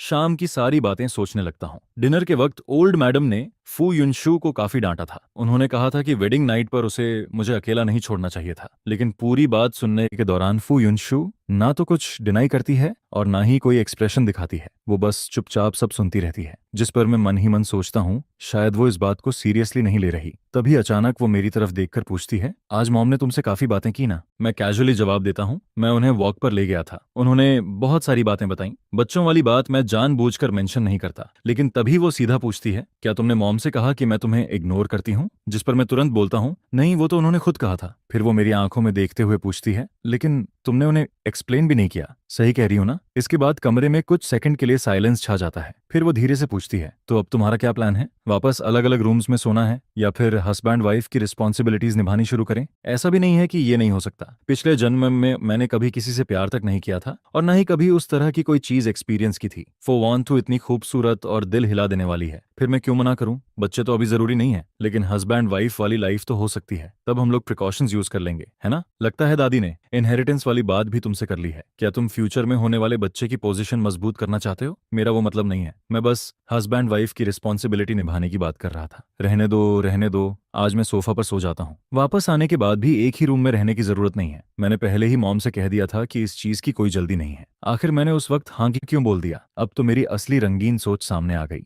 इन 2 सालों में मेरा बच्चा पैदा करने का कोई प्लान नहीं है, और वैसे भी पहले मेरा अलग रूम में सोने का कोई इरादा नहीं था। ये सजेशन तो तुम्हारा था, मैं तुम्हारी राय की रिस्पेक्ट करती हूँ। अगर तुम सिर्फ मॉम की बात मानकर मेरे साथ कोऑपरेट कर रहे हो तो उसकी बिल्कुल जरूरत नहीं है। मुझे किसी को फोर्स करके हस्बैंड वाइफ की ड्यूटी निभाना पसंद नहीं है। और जहां तक हमारी शादी का सवाल है, तुम्हें उसकी भी चिंता करने की जरूरत नहीं है। फो और ऑन फैमिली की ये शादी बिजनेस बेनिफिट से जुड़ी हुई है। उसकी बातें सुनकर मेरा दिमाग थोड़ा सुन्न पड़ जाता है। मैं तो यहाँ दूसरी दुनिया में सिर्फ लाइफ एंजॉय करने आया था। मैं बस आज के लिए जीना चाहता हूँ। ये कोई दादी का प्रेशर नहीं है। मैं तो बस मॉम से नॉर्मली बात कर रहा था। उनकी बातें सुनकर लगा कि वो गलत भी नहीं कह रही हैं। अगर तुम फिर भी ऐसा ही सोचती हो तो मैं क्या ही कह सकता हूँ। और वैसे भी हस्बैंड वाइफ वाली रिस्पॉन्सिबिलिटी हर बार अवॉइड नहीं की जा सकती। जब तक डिवोर्स ना हो, क्या हम हमेशा बिना फिजिकल रिलेशनशिप वाली मैरिज में ही रहेंगे? ये आदमी सच बोल रहा है या बस मुझे खुश करने के लिए बोल रहा है? तभी मैं देखता हूँ कि वो मुझे लगातार बिना पलक झपकाए घूरे जा रही है, जिस पर मैं फैसला करके उसे सीधे अपनी बाहों में खींच लेता हूँ और फिर गोद में उठाकर बेड की तरफ ले जाता हूँ। इसके बाद मैं उसे धीरे से बेड पर रख देता हूँ। तभी मुझे फील होता है कि उसका पूरा बॉडी स्टिफ हो चुका है। टेंशन मत लो, आज कुछ भी प्रिपेयर नहीं है। मैं तुम्हें टच नहीं करूंगा। हम बस फ्रेश होकर सो जाते हैं। अगली सुबह जब मेरी आंख खुलती है, तब तक मेरे बगल में कोई नहीं होता। फ्रेश होकर नीचे जाने के बाद वो पूछती है, अब ठीक फील कर रहे हो? इधर आकर बैठो। कल रात अच्छी नींद आई थी? जिस पर मैं कहता हूँ, हाँ बहुत अच्छी। आज सैटरडे है और तुम दोनों को काम पर भी नहीं जाना। कहीं घूमने चले जाओ। हमारे फैमिली का एक रिसोर्ट एरिया है, वहाँ का व्यू काफी सुंदर है। वान तो तुम्हें वहाँ घुमाने ले जाए तो कैसा रहेगा? मॉम डैड की उम्र अब काफी हो चुकी है, इसलिए कुछ बातें अगर मैं मान सकता हूँ तो मना नहीं करूंगा। बस वो खुश रहें, उसके लिए मैं कुछ भी करने को तैयार हूँ। मुझे लगा था कि जो चीज वो नहीं करना चाहती उसके लिए कोई भी उसे फोर्स नहीं कर सकता। लेकिन फो वानथुर बहुत ही ओबीडियंट डॉटर निकली। माँ बेटी का ऐसा रिश्ता देखकर मुझे काफी अच्छा लगता है। मैं कार की विंडो से बाहर सड़क को देखते हुए पुरानी यादों में खो जाता हूँ। इस दुनिया में आने के बाद दूर रहने वाले पेरेंट्स ने सिर्फ हमारी शादी के दूसरे दिन मुझे एक मैसेज भेजा था। उन्होंने कहा था, इतनी दूर आने की जरूरत नहीं है, नई बहू को वापस घर मत लाना। उसके बाद उन्होंने ज्यादा कांटेक्ट भी नहीं किया। सच कहूं तो मेरे अंदर हमेशा फैमिली अफेक्शन की कमी रही है। लेकिन ओरिजिनल बॉडी वाले पेरेंट्स का तो पहले ही डिवोर्स हो चुका था। ओरिजिनल ओनर बचपन से ही काफी इंडिपेंडेंट लाइफ जी रहा था। उस दिन जब मेरे पास कोई काम नहीं था, तब मैंने शादी के बाद पेरेंट्स द्वारा दिए गए एसेट्स का हिसाब लगाया। अगर सबको कैश में बदलें तो करीब 100 मिलियन से ज्यादा की प्रॉपर्टी निकलती है। कैश के अलावा उसमें बहुत सारी रियल एस्टेट और कंपनी शेयर्स भी शामिल हैं। मतलब अगर मैं फो फैमिली पर डिपेंड ना भी करूं, तब भी पूरी जिंदगी आराम से काट सकता हूं। हालांकि ओरिजिनल ओनर अपने पेरेंट्स के करीब नहीं था, लेकिन उन्होंने उसे देने वाली चीजों में कभी कमी नहीं छोड़ी। फिर मुझे अपने पेरेंट्स याद आ जाते हैं। वो तो मेरी कॉलेज फीस तक नहीं दे पाए थे। पूरा खर्च मैंने खुद पार्ट टाइम जॉब्स करके निकाला था। जॉब मिलने के बाद भी मुझे घर पैसे भेजने पड़ते थे। इसी सोच में मुझे पता ही नहीं चलता कि कार रिजॉर्ट की पार्किंग में पहुंच चुकी है। जिस पर वो पूछती है, क्या सोच रहे हो? पहुंच गए हैं, नीचे उतरते हैं। मैं अपने चेहरे पर हल्का थपथपाता हूँ। पता नहीं क्यों बेकार की बातें सोचता रहता हूँ। अभी की लाइफ इतनी आरामदायक है, मुझे खुश रहना चाहिए। कार से उतरते ही मुझे कुछ बड़े पुराने पेड़ दिखाई देते हैं। तभी मैं रुककर फोटो ले रहा होता हूँ और दूसरी तरफ फोवांतु टिकट काउंटर वाले स्टाफ से कुछ बात कर रही होती है। तभी कोई आवाज देता है, जीजा जी, जिस पर मैं तुरंत पहचान जाता हूँ। ये फो तिन्हा है, फो वांतु का कजन। सही कहें तो वो सेकंड फैमिली ब्रांच का अडॉप्टेड सन है। नॉवेल में मेंशन था कि नाम तिन्हा जब 6 साल का था, तब उसकी रियल फैमिली के साथ एक्सीडेंट हो गया था। बाद में सेकंड मैडम ने उसे अडॉप्ट कर लिया और वो पूरे परिवार का लाडला बन गया। क्योंकि वो सबसे छोटा था, ऊपर से क्यूट और ओबीडियंट भी, इसलिए एल्डर्स भी भी उसे बहुत प्यार करते थे और बड़े भाई बहन भी बचपन से उसे पैम्पर करते आए थे। जिस पर फो वान थुर उससे पूछती है, यहाँ काम कैसा चल रहा है, ज्यादा बिजी तो नहीं रहते? वो जवाब देता है, सब बहुत अच्छा है। जब मैं यहाँ आया तब समर सीजन भी खत्म हो चुका था। थैंक्स सिस्टर, आपने डैड से कहकर मुझे यहाँ काम दिलवाया। मुझे ये जगह बहुत पसंद है। जिस पर वो मुस्कुराकर कहती है, पसंद है तो अच्छी बात है। आज सैटरडे है इसलिए मैं और तुम्हारे जीजा बस थोड़ा घूमने आए हैं। तभी वो एक्साइटेड होकर कहता है, तो फिर मैं आप दोनों को घुमाता हूँ। वैसे भी अभी मैं फ्री हूँ। सिस्टर जीजा, आप दोनों को ऐसे कभी कभी डेट पर निकलना चाहिए। तभी वो हंसते हुए कहती है, हमें तो दादी ने जबरदस्ती भेजा है, नहीं तो हम दोनों कहाँ बाहर निकलते। इसके बाद हम साइट सीइंग कार की पीछे वाली सीट पर बैठ जाते हैं। टीन हार रास्ते भर व्यूज के बारे में एक्सप्लेन करता रहता है। चारों तरफ का सीनरी बहुत सुंदर होता है और कई लोग खुले मैदान में कैंपिंग भी कर रहे होते हैं। तभी वो पूछता है, आज आप लोग यहीं रुकना चाहेंगे? यहाँ के ट्री हाउसेस बहुत शानदार हैं। दोपहर में सनसेट दिखता है और रात में स्टार्स भी साफ दिखाई देते हैं। ये सुनकर मैं तुरंत एक्साइटेड हो जाता हूँ। मेरे सामने बना ट्री हाउस पूरा वुडन स्ट्रक्चर का होता है। ऊपर जाने के लिए स्टेयर्स हैं और नीचे आने के लिए स्लाइड लगी हुई है। वहाँ एक स्विंग भी टंगा हुआ है। ट्री हाउस की बड़ी सी विंडो पर विंड चाइम्स लटक रही होती हैं, जो बहुत सुंदर लगती हैं। जिस पर मैं पूछता हूँ, क्या हम सच में यहाँ रुक सकते हैं? मैं इमेजिन भी नहीं कर सकता कि मैं कितना खुश हूँ। वो हंसते हुए कहता है, बिल्कुल रुक सकते हैं, ये सब अपना ही है। जीजा जी, आपको जो रूम पसंद आए उसमें रह सकते हैं। जिस पर मैं कहता हूँ, तुम अरेंज कर दो, आज हम यहीं रुकेंगे। इसके बाद वो बताता है कि यहाँ हर दिन लोग सफाई करने आते हैं। अभी मैं किसी को एक्स्ट्रा सामान प्रिपेयर करने के लिए बोल देता हूँ। ये कहकर वो मुझे आंख मारता है। उसका वो विंक देखकर ही समझ आ जाता है कि उसके दिमाग में जरूर कुछ चल रहा है। इसके बाद हम कुछ और जगह घूमते हैं, फिर रेस्टोरेंट जाकर खाना खाते हैं। तभी वो कहता है, सिस्टर जीजा, दोपहर में मेरी मीटिंग है इसलिए मैं आगे आपके साथ नहीं रह पाऊंगा। ट्री हाउस सब तैयार करवा दिया है, आप लोग पहले जाकर थोड़ा रेस्ट कर लीजिए, फिर बाद में घूमना। जिस पर फोवांथुर कहती है, ठीक है, तुम अपना काम देखो, हम दोनों खुद घूम लेंगे। फोवांथु मेरे पीछे चलते हुए हल्के से मुस्कुरा रही होती है। वो मुझे देखते हुए पुरानी यादों में खो जाती है। उसकी पूरी जिंदगी में अगर वो खाना, सोना और पढ़ाई नहीं कर रही होती तो या तो टैलेंट क्लासेस में जाने के रास्ते में होती या फिर कंपनी में काम कर रही होती। मैं हमेशा उन लोगों से जलता था जो अपने पेरेंट्स के साथ घूमने जाया करते थे, और उन दोस्तों से भी जो स्कूल खत्म होने के बाद अपने फ्रेंड्स के साथ मूवी देखने या शॉपिंग करने चले जाते थे। मेरी यूथ में शायद कोई अच्छी मेमोरीज थी ही नहीं। बाद में जब मैं बड़ा हुआ तब डैड ने धीरे धीरे कंपनी की रिस्पॉन्सिबिलिटी मेरे हाथों में दे दी, जिस पर मुझे अपने कंधों पर और ज्यादा प्रेशर फील होने लगा। बस पिछले 2 सालों में ही मैंने अपने नीचे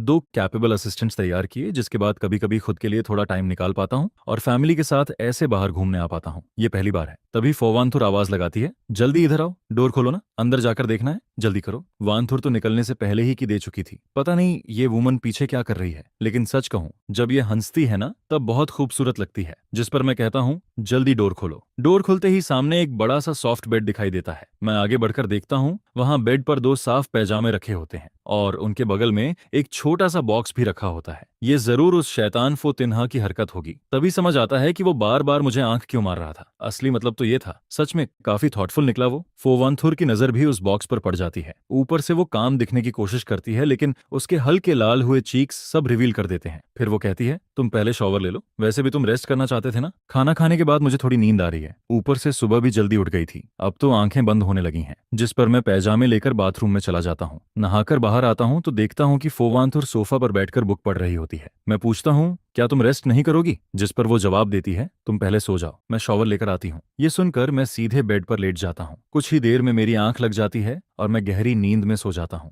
बाद में जब फोवांथुर शॉवर लेकर आती है तो वो भी मेरे बगल में लेट जाती है। तभी अचानक मैं नींद में पलटता हूँ और लगभग अपना हाथ उसके ऊपर रख देता हूँ, जिस पर वो हल्के से सांस छोड़ती है। फिर उठकर वापस सोफा पर जाकर का बुक पढ़ने लगती है। जब मेरी आंख खुलती है तब मैं खुद को बेड के दूसरी तरफ पाता हूँ। मैं तुरंत फोवांथु की तरफ देखता हूँ। तभी वो भी आंखें खोल देती हैं। जिस पर मैं पूछता हूँ, क्या मैं ज्यादा जगह घेर रहा था इसलिए तुम सो नहीं पाई? अगर चाहो तो मैं फोतिन्हा से एक और रूम तैयार करने को कह दूं। जिस पर वो कामली जवाब देती है, जरूरत नहीं है, ये हाई क्लास मैरिज है। अगर हस्बैंड वाइफ का रिश्ता स्टेबल दिखेगा तो दोनों फैमिलीज के बिजनेस के लिए अच्छा रहेगा, वरना बाहर लोग बातें बनाएंगे और कंपनी के शेयर्स पर भी असर पड़ सकता है। इसलिए बाहर कम से कम थोड़ा ध्यान रखना चाहिए। रात में मैं बेड पर लेटा हुआ आसमान देख रहा होता हूँ। फिर मैं कहता हूँ, वांथु, क्या तुम्हें पता है वो वाला कॉन्स्टलेशन बिग बियर है? आधी नींद में वो जवाब देती है, हाँ पता है। जिस पर मैं एक्साइटेड होकर कहता हूँ, तो मुझे दिखाओ ना। करीब 10 मिनट बाद रिजॉर्ट मैनेजर किसी को टेलीस्कोप लेकर भेज देता है। फोवांथु टेलीस्कोप एडजस्ट करके मुझे बुलाती है। मैं जैसे ही उसमें देखता हूँ मेरी आंखें चमक उठती हैं। ये तो अनबिलीवेबल है, इतना क्लियर दिख रहा है, बहुत सुंदर है। फिर वो मुझे ओरियन कॉन्स्टलेशन दिखाते हुए कहती है, वो 3 स्टार्स जो एक लाइन में हैं वही उसका बेल्ट है। जिस पर मैं धीरे से कहता हूँ, वांथु, थैंक यू। आज मैंने सबसे खूबसूरत स्टारी स्काई देखा है और सच कहूं तुम भी बहुत खूबसूरत हो। अगले दिन फोतिनहा मुझे ब्रेकफास्ट के लिए बुलाने आता है। वो लगातार आंख मारते हुए पूछता है, तो कैसा रहा कल रात, मजा आया ना? जिस पर मैं मिल्क का सिप लेते हुए पूछता हूँ, किस बात का मजा? तभी वो ओल्ड लेडी की तरह आंखें झपकाते हुए कहता है, कल रात इतना रोमांटिक व्यू था, छोटा सा हाउस भी परफेक्ट था, तुम दोनों ने कुछ नहीं किया क्या? जो चीजें मैंने प्रिपेयर करवाई थी उनका इस्तेमाल हुआ या नहीं? जिस पर मैं कैजुअली जवाब देता हूँ, कल हम दोनों बहुत थक गए थे, शॉवर लेने के बाद सीधे सो गए। पूरा दिन रिसॉर्ट में घूमने के बाद किस में ताकत बचती है। लेकिन असल में मैं बाथरूम में जाकर कोल्ड शॉवर ले रहा था। बाहर आने के बाद मैंने देखा कि फोवंथुर असिस्टेंट के साथ फोन पर बात कर रही थी। फिर वो लैपटॉप खोलकर आधी रात तक काम करती रही और मैं टेलीस्कोप से स्टार्स देखता रहा। ये सुनकर वो हंसते हुए कहता है, अच्छा अच्छा, मैं तो बस तुम दोनों का रिलेशनशिप और वार्म करने की कोशिश कर रहा था, लेकिन मेरे लिए पिछली रात सच में अनफॉरगेटेबल मेमोरी बन गई। रिसॉर्ट से वापस आने के बाद फोवांतु मुझसे कहती है, मॉम को उनकी कुछ ओल्ड फ्रेंड्स घूमने ले गई हैं, इसलिए अगले कुछ दिनों तक ओल्ड मैंशन जाने की जरूरत नहीं है। सच में ओल्ड मैडम भी कम नहीं है। हाथ टूटने के बाद भी उनका घूमने का मन नहीं रुकता। मैं 2 दिन घर में पड़ा रहा और अब बोरियत होने लगी। बुक्स पढ़ने और लेसन प्लान्स देखने के अलावा कुछ करने को नहीं था। ओरिजिनल ओनर शायद हमेशा वर्कआउट मेंटेन करता था, लेकिन मुझे तो टेनिस खेलना ज्यादा पसंद है। क्यों मैं ना किसी को साथ खेलने के लिए बुलाऊं? तभी अचानक फोन बजता है। दूसरी तरफ से आवाज आती है, भाई बचाओ, क्या हुआ? बच्चा स्कूल चला गया है, मैं बोर्डम से मर रहा हूँ। अगर और घर में बंद रहा तो सच में फंगस लग जाएगी। उस दिन तुम्हारी घूमने वाली फोटोज देखी थी, जेलसी से पागल हो गया था, लेकिन वीकेंड में बच्चा घर पर था इसलिए कहीं जा नहीं पाया। ये सुनकर मैं हंस देता हूँ। इसका मेंटल स्टेट देखकर लगता ही नहीं कि कोई बड़ी प्रॉब्लम हुई है। सच में जैसे नींद में पड़े इंसान को पिलो मिल जाए। फिर मैं पूछता हूँ, टेनिस खेलने चलेगा? जिस पर वो तुरंत एक्साइटेड होकर कहता है, बिल्कुल, मेरे घर पर प्राइवेट टेनिस कोर्ट है, वहां आराम से खेलेंगे, कोई डिस्टर्ब भी नहीं करेगा, जैसे चाहो वैसे खेलना। मैं भी तुरंत एग्री कर देता हूँ। वैसे भी प्लेस और प्लेइंग पार्टनर दोनों एक साथ मिल गए और उसका घर भी हमारे घर से ज्यादा दूर नहीं था। कार से सिर्फ आधा घंटा लगता है। बाद में बस अंकल लियो से कह दूंगा मुझे वहां छोड़ दिया करें। मैं पूरे घर में सूटेबल स्पोर्ट्स क्लोथ्स ढूंढता हूँ, लेकिन कुछ नहीं मिलता। तभी समझ आता है कि ओरिजिनल ओनर को स्पोर्ट्स में इंटरेस्ट ही नहीं था, इसलिए उसने कुछ प्रिपेयर नहीं किया। जिस पर मैं अंकल लियो से मॉल चलने को कहता हूँ। वहां जाकर मैं 2 कंफर्टेबल टेनिस आउटफिट्स खरीदता हूँ और फिर उसके घर पहुंचता हूँ। शुरुआत में हम दोनों आराम से खेल रहे होते हैं। तभी वो हंसते हुए कहता है, अभी तो सिर्फ वार्म अप चल रहा है, अब इस मूव को रोक कर दिखाओ, आज खेलकर बहुत मजा आ रहा है। आपात कब बात आ रही है? वैसे तुमने टेनिस किससे सीखी? कोई प्राइवेट कोच था क्या? जिस पर मैं दिमाग में पुरानी मेमोरीज सर्च करता हूँ। ओरिजिनल ओनर कॉलेज में टेनिस क्लब ज्वाइन कर चुका था। उसने कुछ समय ट्रेनिंग भी ली थी, लेकिन उसे इस गेम में ज्यादा इंटरेस्ट नहीं था। हालांकि उसके फैमिली कंडीशंस अच्छे थे, इसलिए प्राइवेट कोच होना कोई स्ट्रेंज बात नहीं लगती। मैं कैजुअली जवाब देता हूँ, कॉलेज में थोड़ा सीखा था। ये सुनकर वो कहता है, लेकिन तुम काफी अच्छा खेलते हो, तुम्हारे मूव्स भी बहुत प्रोफेशनल लग रहे हैं। बाद में तुम्हें वीडियो दिखाऊंगा। जब तुम टेनिस खेलते हो ना तब बहुत हैंडसम लगते हो। असल में यहाँ आने से पहले उसने मुझे मैसेज किया था, भाई क्या मैं तुम्हारा वीडियो बनाकर ऑनलाइन डाल सकता हूँ? और मैंने बिना सोचे हाँ बोल दिया था। इसीलिए जैसे ही मैं उसके घर में एंटर हुआ उसने रिकॉर्डिंग शुरू कर दी। कुछ देर बाद हम रेस्ट करते हैं, शॉवर लेते हैं, कपड़े बदलते हैं और फिर सोफा पे बैठकर वो वीडियो देखते हैं। तभी वो एक्साइटेड होकर कहता है, भाई तुम बिल्कुल एनर्जेटिक कॉलेज स्टूडेंट जैसे लग रहे हो। इसके बाद वो मेरी बॉडी की तारीफ करने लगता है, इन लॉन्ग लेग्स को देखो और ये मसल्स भी। जवान होना सच में कितना अच्छा होता है, और रिच होना उससे भी अच्छा। पैसे हो तो जो चाहो खरीद सकते हो, फ्री टाइम में जिम जा सकते हो, स्विमिंग कर सकते हो, यहाँ तक कि प्राइवेट ट्रेनर भी हायर कर सकते हो। ऐसी बॉडी तो बननी ही थी। फिर मैं हंसते हुए कहता हूँ, लेकिन नहमलोई तुम भी काफी हैंडसम हो। तभी नहमलोई हंसते हुए कहता है, देखो तो सही तुम कितने मैस्कुलिन लग रहे हो। हाँ हाँ हाँ, इधर आओ, तुम्हें भी ये मैस्कुलिनिटी फील करवाता हूँ। उसी समय बगल में रखा रिकॉर्डिंग डिवाइस अभी भी ऑन होता है और वो हमारी सारी बातें रिकॉर्ड कर रहा होता है। नहमलो के घर खाना खाने के बाद मैं वापस घर लौट आता हूँ। घर आकर मैं दोपहर की नींद लेता हूँ। जब मेरी आंख खुलती है तब फोन के शॉर्ट वीडियो ऐप से नोटिफिकेशन आती है कि मेरे पास 99 से ज्यादा अनरीड मैसेजेस पड़े हैं। मैं ऐप खोलता हूँ तो प्राइवेट मैसेजेस और कमेंट्स इतने ज्यादा होते हैं कि देखना मुश्किल हो जाता है। तभी पता चलता है कि मेरे जाने के बाद नहम लोई ने वीडियो एडिट करके ऑनलाइन अपलोड कर दिया था। उसने मेरा अकाउंट भी टैग किया था। क्या यही होती है मिलियंस फॉलोअर्स वाले इन्फ्लुएंसर की ताकत? क्या मैं सच में फेमस हो गया हूँ? तभी कई लोग मैसेज भेजने लगते हैं, हैंडसम भाई सामने आ जाओ ना, प्लीज डेली लाइव वीडियोस और अपलोड करो, आंखों को सुकून मिल जाएगा। आपकी बॉडी शेप कमाल की है, थोड़ा जिम टिप्स भी शेयर करो ना। भैया उस टेनिस आउटफिट का लिंक मिलेगा क्या? इतने सारे मैसेजेस देखकर मैं खुद भी घबरा जाता हूँ। कुछ लोग पूछ रहे थे कि क्लोथ्स कौन से ब्रांड के हैं, कुछ बोल रहे थे कि वो अपने बॉयफ्रेंड के लिए भी वही खरीदना चाहते हैं। तभी नेहम लोई मुझे मैसेज करता है, भाई वीडियो देखा, तुम फेमस हो गए हो। अभी अकाउंट खोला तो मैं खुद शॉक हो गया, पहली बार इतने सारे इंटरेक्शंस देख रहा हूँ और लोग तुम्हारे क्लॉथ्स तक पूछ रहे हैं उन्हें। फिर वो थोड़ा हेजिटेट करते हुए पूछता है, क्या ये वीडियो तुम्हें परेशान कर रही है? अगर अनकंफर्टेबल लग रहा हो तो मैं डिलीट कर दूं? जिस पर मैं तुरंत जवाब देता हूँ, नहीं नहीं, उसकी जरूरत नहीं है। इसके बाद मैं उससे पूछता हूँ, अगर मैं फैशन मैचिंग या फिटनेस ब्लॉगर जैसा कंटेंट बनाऊं तो कैसा रहेगा? आजकल शॉर्ट वीडियोस का जमाना है। सच कहूं तो मैं भी इसे ट्राई करना चाहता हूं। जिस पर वो एक्साइटेड होकर कहता है, बिल्कुल कर सकते हो। मैं पहले ही बता रहा हूं, अगर तुम शॉर्ट वीडियोस बनाना शुरू कर दो ना, तो थोड़े ही समय में फॉलोअर्स एक्सप्लोड कर जाएंगे। नहम लोई की ये बात सुनकर मुझे भी लगने लगता है कि शायद पॉपुलैरिटी का रास्ता सच में खुल चुका है। उसी समय फो ग्रुप की बॉस फोवांथुर मीटिंग खत्म करके एलिवेटर से बाहर निकलती है। तभी सेक्रेटरी रूम के पास से गुजरते हुए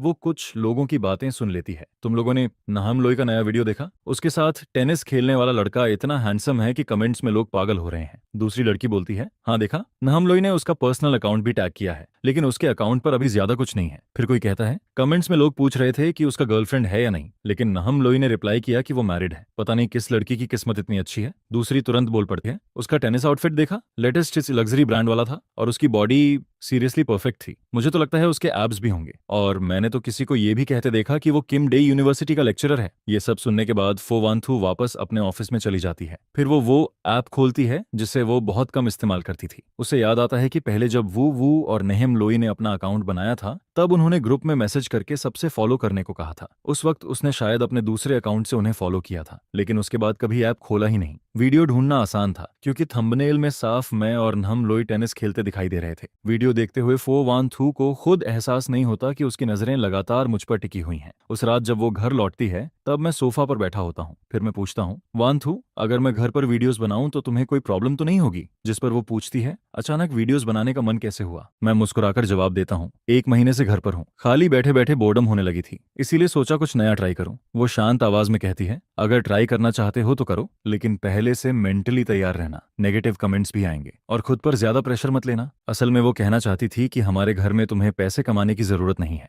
लेकिन फिर शायद उसे लगा कि ऐसा कहना मेरी रिस्पेक्ट कम करना होगा। मैं समझ जाता हूँ कि वो मेरी चिंता कर रही है, इसलिए मैं हंसकर कहता हूँ, मुझे पता है, मैं इसे बस हॉबी की तरह देख रहा हूँ और इससे नई स्किल्स भी सीखने को मिलेंगी। मैं खुद पर प्रेशर नहीं डालूंगा। अभी तो मुझे इससे पैसे कमाने की भी जरूरत नहीं है, इसलिए मैं आराम से वीडियोस बना सकता हूँ। ज्यादा टाइम स्क्रिप्ट्स लिखने, कैमरा एंगल्स और एडिटिंग सीखने में लगा सकता हूँ, तभी तो अपने पसंद का कंटेंट बना पाऊंगा। फिर वो पूछती है, आज तुम नहम लोई के साथ घूमने गए थे? सच कहूं, मुझे थोड़ा सरप्राइज हुआ। जिस पर मैं पूछता हूँ, तुमने वीडियो देख लिया? तभी अचानक मेरे दिमाग में आता है, कहीं वो ये तो नहीं सोच रही कि मैं अटेंशन मिलने के बाद वीडियोस बनाना शुरू कर रहा हूँ। वो धीरे से जवाब देती है, आज ऑफिस में सब लोग उसी की बातें कर रहे थे, इसलिए क्यूरियोसिटी में देख लिया, लेकिन कमेंट्स पढ़ते वक्त मुझे थोड़ा अजीब लग रहा था। इतने सारे लोग तुम्हारे बारे में बातें कर रहे थे, पता नहीं क्यों दिल थोड़ा अनईजी हो गया। इसके बाद मैं उसे बताता हूँ, नहम लोई ने बच्चे को किंडरगार्टन छोड़ने के बाद मुझे कॉल किया था। वो घर में बोर हो रहा था, वैसे भी मैं टेनिस खेलना चाहता था, तो हम दोनों तुरंत रेडी हो गए। सच कहूं, उसके घर का टेनिस कोर्ट बहुत बड़ा है। हम दोनों ने पूरा सुबह खेला, बहुत मजा आया। फिर हम दोनों लिविंग रूम के सोफा पर जाकर बैठ जाते हैं। तभी वांतु पूछती है, तुम्हें टेनिस इतना पसंद है?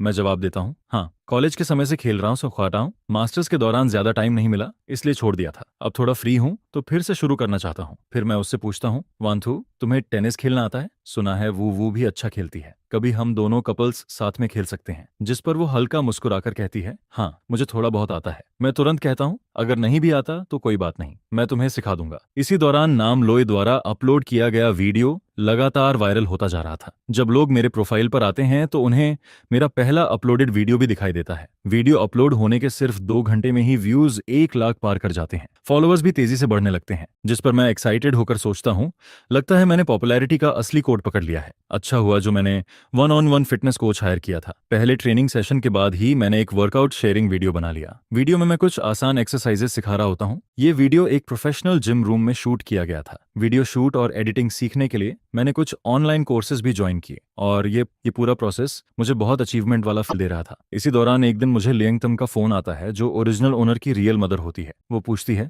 बेटा, अचानक वीडियोस बनाने का कैसे सोच लिया? आजकल काम पर नहीं जा रहे क्या? जिस पर मैं जवाब देता हूँ, मदर इन लॉ ने मुझे 1 महीने की छुट्टी दिलवा दी है। वो थोड़ा शिकायत करते हुए कहती है, पहले तो तुम कहते थे घर बहुत दूर है, इसलिए आने की जरूरत नहीं, अब छुट्टी मिली है, फिर भी घर वापस आना याद नहीं आया? उनकी बातें सुनकर मेरा दिल थोड़ा भारी हो जाता है। मुझे हमेशा लगता था कि ओरिजिनल ओनर और उसके पेरेंट्स ज्यादा क्लोज नहीं थे, इसलिए ना वो कांटेक्ट करते थे, ना मैं। लेकिन आज उनकी चिंता भरी आवाज सुनकर मेरे अंदर कुछ बदल जाता है। मैं फैसला करता हूँ कि मैं उनसे मिलने जरूर जाऊंगा। अब जब मैं इस दुनिया में आ ही चुका हूँ तो ओरिजिनल ओनर के पेरेंट्स को भी अपना फैमिली मानना चाहिए। जिस पर वो खुशी से कहती हैं, ठीक है ठीक है, टाइम मिले तो घर आकर कुछ दिन रुक जाना। मॉम तुम्हारे पसंद का खाना बनाएगी। मैं हल्का मुस्कुराकर जवाब देता हूँ, जी मॉम, मुझे पता है। वांतो के घर आने के बाद मैं उसे बता दूंगा। इसके बाद माँ की तरफ से कुछ दिल से निकली हुई बातें सुनने को मिलती हैं, जिस पर पता चलता है कि माँ अपने बेटे को कॉल करती है। वो उसे वीडियो बनाने से रोकना नहीं चाहती है, बस उन्हें डर लगता है कि कहीं वो इन सब नेगेटिव प्रेशर को अकेले हैंडल न करे। हमारे घर ने आज तक कभी जानबूझकर तुम्हारी आइडेंटिटी छुपाने की कोशिश नहीं की है। नेटिजन्स तो बस कुछ ही मिनटों में तुम्हारी सारी इन्फॉर्मेशन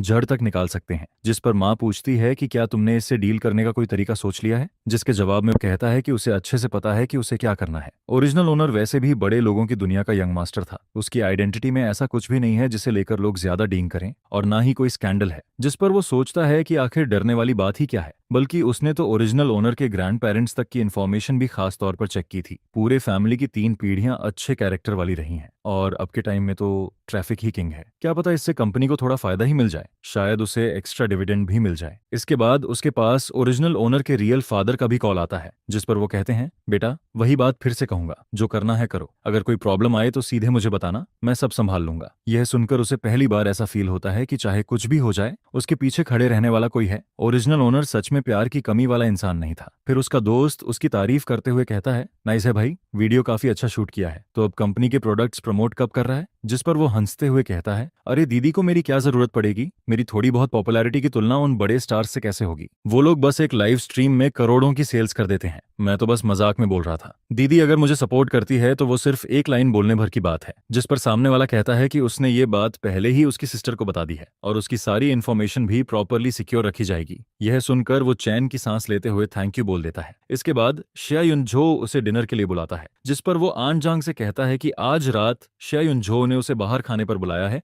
इसीलिए वो घर पर खाना नहीं खाएगा। साथ ही वो कहता है कि युनशु को भी बता देना ताकि वो जल्दी घर लौट आए। फिर दोनों हॉटपॉट रेस्टोरेंट में बैठे होते हैं, जिस पर शिया युनझो कहता है, मैंने स्पाइसी हॉटपॉट और टोमेटो हॉटपॉट दोनों ऑर्डर कर दिए हैं, ये दोनों हमारे फेवरेट हैं। इसके बाद वो उसे गौर से देखते हुए पूछता है, सिर्फ 10-15 दिन नहीं मिले और तेरी आंखों के नीचे डार्क सर्कल्स इतने हैवी कैसे हो गए। जिस पर वो थकी हुई आवाज में कहता है, मत पूछ यार, बच्चा रात भर रोता रहता है। मैं, माँ और नैनी तीनों को शिफ्ट बदल बदल कर रात में उसे संभालना पड़ता है। आजकल मेरी स्लीप पूरी तरह खराब हो चुकी है। आज वाइफ फाइनली बिजनेस ट्रिप से वापस आई है, इसलिए उसे घर पर बच्चे के साथ छोड़कर मैं किशोरान मैं तुझे बाहर खाने बुला पाया। यह सुनकर वो पूछता है, क्या हर 2 महीने के बच्चे को ऐसा फेज होता है। जिसके जवाब में शिया युनजो कहता है, नहीं, हर बच्चे को नहीं, शायद कुछ बच्चे हाई डिमांड टाइप के होते हैं, लेकिन सुन, मैं और मेरी वाइफ सेकंड चाइल्ड कभी नहीं करेंगे। फिर वो अचानक टॉपिक बदलते हुए पूछता है, वैसे तू आजकल काम पर नहीं जा रहा तो हनीमून ट्रिप जैसा कुछ प्लान क्यों नहीं करता। जिस पर वो कहता है, युनशु की कंपनी में बहुत काम है और मुझे भी लगता है कि अभी कहीं जाना सही नहीं होगा, साथ में रहते हुए थोड़ा ऑकवर्ड फील होता है। यह सुनकर शिया युनजो जोर से हंस पड़ता है, क्या ऑकवर्ड भाई, कहीं ऐसा तो नहीं कि तुम दोनों के बीच अभी तक कुछ हुआ ही नहीं। यह सुनकर वो तुरंत घबरा जाता है और कहता है, अरे ये हॉटपॉट रेस्टोरेंट है, मेरा घर नहीं, कैसी बातें कर रहा है। जिस पर शिया युनजो आराम से कहता है, रिलैक्स, यहाँ कौन हमारी बातें सुन रहा है, लेकिन सच बोलूं तो ऐसे सेक्सलेस मैरिज में रहना ठीक नहीं है। यह सुनकर वो थोड़ा शर्माते हुए कहता है, इस बारे में मैं बस इतना कह सकता हूँ कि हम किस कर चुके हैं। फिर वो बताता है कि इन दिनों युनशु खाना खाने के बाद सीधे स्टडी रूम में चली जाती है और जब तक वो बेडरूम में लौटती है तब तक वो खुद सो चुका होता है। रिसोर्ट से वापस आने के बाद से उसे ऐसा लग रहा है कि युनशु जानबूझकर उससे दूरी बना रही है। जिस पर शिया युनजो कहता है, ये कैसे हो सकता है। वो खाना खाकर स्टडी रूम में जाती है तो तू उसका इंतजार नहीं कर सकता, लेकिन वो बात टालते हुए कहता है, छोड़ना, अब खाना खाते हैं। इसके बाद वो घर लौट आता है, जिस पर सर्वेंट उसे देखकर कहती है, यंग मास्टर वापस आ गए। फिर वो बताती है कि ये कॉफी मैडम युनशु के लिए है। ये सुनकर वो पूछता है, इतनी रात में भी कॉफी। जिस पर सर्वेंट बताती है कि मैडम ने खुद प्रिपेयर करने को कहा है, शायद आज इंटरनेशनल मीटिंग है इसलिए देर तक काम करना पड़ेगा। फिर सर्वेंट उससे कहती है कि वो कॉफी ऊपर पहुंचा दे, लेकिन वो खुद कॉफी हटाकर युनशु के लिए वार्म मिल्क तैयार करता है। इसके बाद वो उसके स्टडी रूम में जाता है और कहता है, मिल्क पी लो और थोड़ा रेस्ट कर लो। जिस पर युनशु पूछती है, माँ वापस आ गई। वो कहता है, हाँ अभी आया हूँ, नीचे आन जांग कॉफी लेकर जा रही थी, लेकिन मुझे लगा रात में कॉफी कम पीनी चाहिए, इसलिए मैंने इसे मिल्क से रिप्लेस कर दिया। यह सुनकर युनशु मुस्कुरा देती है और कहती है, थैंक यू, तुम सच में बहुत थॉटफुल हो। फिर वो पूछती है, केक खाओगे मेरे साथ? जिस पर वो हैरान होकर पूछता है, केक कहाँ से आया? युनशु बताती है कि रास्ते में बेकरी दिखी तो उसने कैजुअली खरीद लिया। नीचे वाले फ्रिज में तो सिर्फ इंग्रेडिएंट्स भरे पड़े रहते हैं, इसलिए वो केक ऊपर ले आई। ये सुनकर वो हंसते हुए कहता है कि इस फ्रिज में पहली बार केक रखा गया है, वरना इसमें हमेशा ड्रिंक्स ही रहती थीं। इसके बाद युनशु कहती है कि आज अचानक उसका मन हुआ कि वो उसके साथ केक खाए, जिस पर वो मुस्कुराते हुए कहता है, तो फिर मुझे जेंटलमैन बनकर तुम्हारा साथ देना ही पड़ेगा। आज जिम में जो मेहनत की थी वो सब बेकार चली जाएगी। यह सुनकर युनशु पूछती है, तो खाओगे या नहीं? जिसके जवाब में वो कहता है, खाऊंगा, पहले तुम खाओ। फिर वो केक टेस्ट करते हुए कहता है, सच में बहुत टेस्टी है। पता नहीं केक अच्छा है या इसलिए अच्छा लग रहा है क्योंकि तुम मुझे खुद खिला रही हो। इसके बाद वो टेबल साफ करने के लिए उठ जाता है और युनशु से कहता है कि उसने सुना है उसकी मीटिंग शुरू होने वाली है, इसलिए वो उसे डिस्टर्ब नहीं करेगा। लेकिन तभी अचानक एक कॉल आता है, जिस पर युनशु का एक्सप्रेशन तुरंत बदल जाता है और वो कहती है, क्या? मैं अभी पहुंचती हूँ। यह देखकर वो पूछता है, क्या हुआ? जिसके जवाब में युनशु बताती है कि फू नियानैन ने देर रात किसी को मार दिया है और अभी पुलिस स्टेशन में है। इसके बाद वो अपनी असिस्टेंट से कहती है कि आज की इंटरनेशनल मीटिंग ली क्वाओ हैंडल करेगा। फिर वो उससे कहती है कि वो चिंता न करे और जल्दी सो जाए, उसे इंतजार करने की जरूरत नहीं है। जिस पर वो भी उसे रास्ते में केयरफुल रहने को कहता है, लेकिन उसके जाने के बाद भी उसे नींद नहीं आती, क्योंकि फू नियानैन सेकंड मैडम की बेटी और युनशु की कजन है, साथ ही ओरिजिनल स्टोरी की फ्यूचर हायर भी, और अब तक वो उससे कभी मिला भी नहीं था। जिस पर वो क्यूरियोसिटी में उसका नाम इंटरनेट पर सर्च करता है और उसे फू नियानैन का शॉर्ट वीडियो अकाउंट मिल जाता है। वीडियोस में वो काफी एनर्जेटिक लड़की दिखाई देती है, साथ ही फैक्ट्री वर्कर्स के साथ भी बहुत अच्छे से घुल मिलकर रहती है। फिर एक वीडियो के नीचे कमेंट दिखता है, अरे सिस्टर नियानैन, क्या आप अपने ही फैमिली फैक्ट्री में काम कर रही हो? मेहनत करते रहो, सिस्टर युनशु तुम्हारे साथ गलत नहीं होने देगी, जल्दी ही तुम्हें हेडक्वार्टर्स में बुला लिया जाएगा। जिसके जवाब में फू नियानैन ने लिखा होता है, आई लव फैक्ट्री, फैक्ट्री मुझे खुश रखती है। यह देखकर उसे याद आता है कि नॉवेल में एक बार मीटिंग के दौरान फू नियानन ने बताया था कि ग्रेजुएशन के तुरंत बाद उसे फैक्ट्री में ट्रेनिंग के लिए भेजा गया था, फिर अलग अलग डिपार्टमेंट्स में भी काम कराया गया, यानी युनशु ने उसे कोई स्पेशल प्रिविलेज नहीं दिया था, उसने भी नीचे से शुरू किया था। यह सब देखकर उसे लगता है कि सेकंड मैडम, फू शिंगहे और फू नियानैन, ये तीनों लोग काफी अच्छे हैं। अब बस युनशु के सेकंड अंकल ही ऐसे हैं जिनसे वो अभी तक नहीं मिला। लेकिन तभी गलती से उसका हाथ स्लिप हो जाता है और वो फू नियानैन की पोस्ट लाइक कर देता है, जिस पर वो तुरंत फ्रीज हो जाता है। उसे लगता है कि शायद फू नियानैन ने उसकी लाइक नोटिस कर ली होगी और अब वो ये बात युनशु को भी बता देगी। इसके बाद युनशु का मैसेज आता है, अभी तक सोए नहीं, चिंता मत करो, उसने सिर्फ सेल्फ डिफेंस में ऐसा किया था। ये सुनकर वो थोड़ा शांत हो जाता है और युनशु से कहता है कि वो जल्दी वापस आ जाए। लेकिन जब युनशु रात में लौटती है तब तक उसकी सारी नींद उड़ चुकी होती है। वंस उसकी स्लीप टूट जाए फिर उसके लिए दोबारा सोना आसान नहीं रहता। जिस पर फो वांथू वापस आकर धीरे से पूछती है, तुम अभी तक सोए नहीं? जिसके जवाब में वो कहता है, नींद नहीं आ रही थी, इसलिए बस नॉक पड़ रहा था। फिर वो तुरंत पूछ बैठता है, वैसे आज रात आखिर हुआ क्या था? जिस पर फो वांथू आराम से कहती है, कोई बड़ी बात नहीं थी। इसके बाद वो बाथरूम में चली जाती है, लेकिन जब तक वो नहाकर बाहर आती है तब तक वो आधा सो चुका होता है। फिर फो वांथू आकर उसके बगल में लेट जाती है। शायद पेट के बल सोना अनकंफर्टेबल लग रहा था, इसलिए नींद में ही वो करवट बदल देता है। लेकिन अगले ही पल उसका पूरा शरीर सीधे फो वांथू के सॉफ्ट बॉडी के ऊपर आ गिरता है, जिस पर वो झटके से जाग जाता है। अब दोनों के चेहरे एक दूसरे से बस कुछ इंच की दूरी पर होते हैं। वो उसकी बॉडी वार्मथ और शॉवर जेल की हल्की खुशबू को साफ फील कर सकता था, जिस पर उसे पिछली बार वाला अनफॉरगेटेबल किस याद आ जाता है। लेकिन इस बार वो तुरंत किस नहीं करता, बल्कि चुपचाप उसके रिएक्शन को देखने लगता है। धीरे धीरे फो वांथुर का चेहरा लाल होने लगता है। यह देखकर उसका हार्ट बीट भी तेज हो जाता है। फिर दोनों बस एक दूसरे को देखते रहते हैं और कमरे का एटमॉस्फेयर धीरे धीरे रोमांटिक और एम्बिगियस होने लगता है, जिस पर वो धीरे से उसके करीब आता है और उसके लिप्स पर हल्का सा किस कर देता है। इसके बाद अगली सुबह जब उसकी आंख खुलती है तब तक उसके बगल में सो रही वुमन जा चुकी होती है। वो फोन उठाकर टाइम देखता है और सुबह के 10 बज चुके होते हैं। फिर उसे फो वांथू का मैसेज दिखता है, मैं ऑफिस जा रही हूँ, जिस पर उसके चेहरे पर हल्की स्माइल आ जाती है। वो रिप्लाई करने ही वाला होता है कि तभी उसकी मदर इन लॉ का वीडियो कॉल आ जाता है, जिस पर वो तुरंत कॉल उठाकर कहता है, गुड मॉर्निंग मॉम। यह सुनकर वो हंसते हुए कहती हैं, अरे मैंने कहीं तुम्हारी नींद तो खराब नहीं कर दी? जिसके जवाब में वो कहता है, नहीं मॉम, मैं भी अभी अभी उठा हूँ। फिर वो पूछता है, आप घर वापस आ गई? जिस पर वो कहती हैं, हाँ आज सुबह ही पहुंची हूँ, दोपहर में यहाँ आ जाना, मैं तुम दोनों के लिए बहुत सारे गिफ्ट्स लाई हूँ। जिस पर वो तुरंत हामी भर देता है। इसके बाद जब वो पुराने घर के कोर्टयार्ड में पहुंचता है तब वो देखता है कि उसकी मदर इन लॉ किसी आदमी से बात कर रही हैं। पास जाकर देखने पर उसे पता चलता है कि वो आदमी फो वांथू का सेकंड अंकल है, जिस पर वो पोलिटली ग्रीट करता है। फिर सेकंड अंकल कहते हैं, सुना था तुम्हारी माँ वापस आ गई हैं, इसलिए लिन सिटी लौटने से पहले मिलने आ गया। इसके बाद वो उससे पूछते हैं, आज तुम काम पर नहीं गए? जिस पर उसकी मदर इन लॉ हंसते हुए कहती हैं, अरे अभी अभी तो दोनों की शादी हुई है, इसलिए मैंने सोचा थोड़ा छुट्टी दे दूं।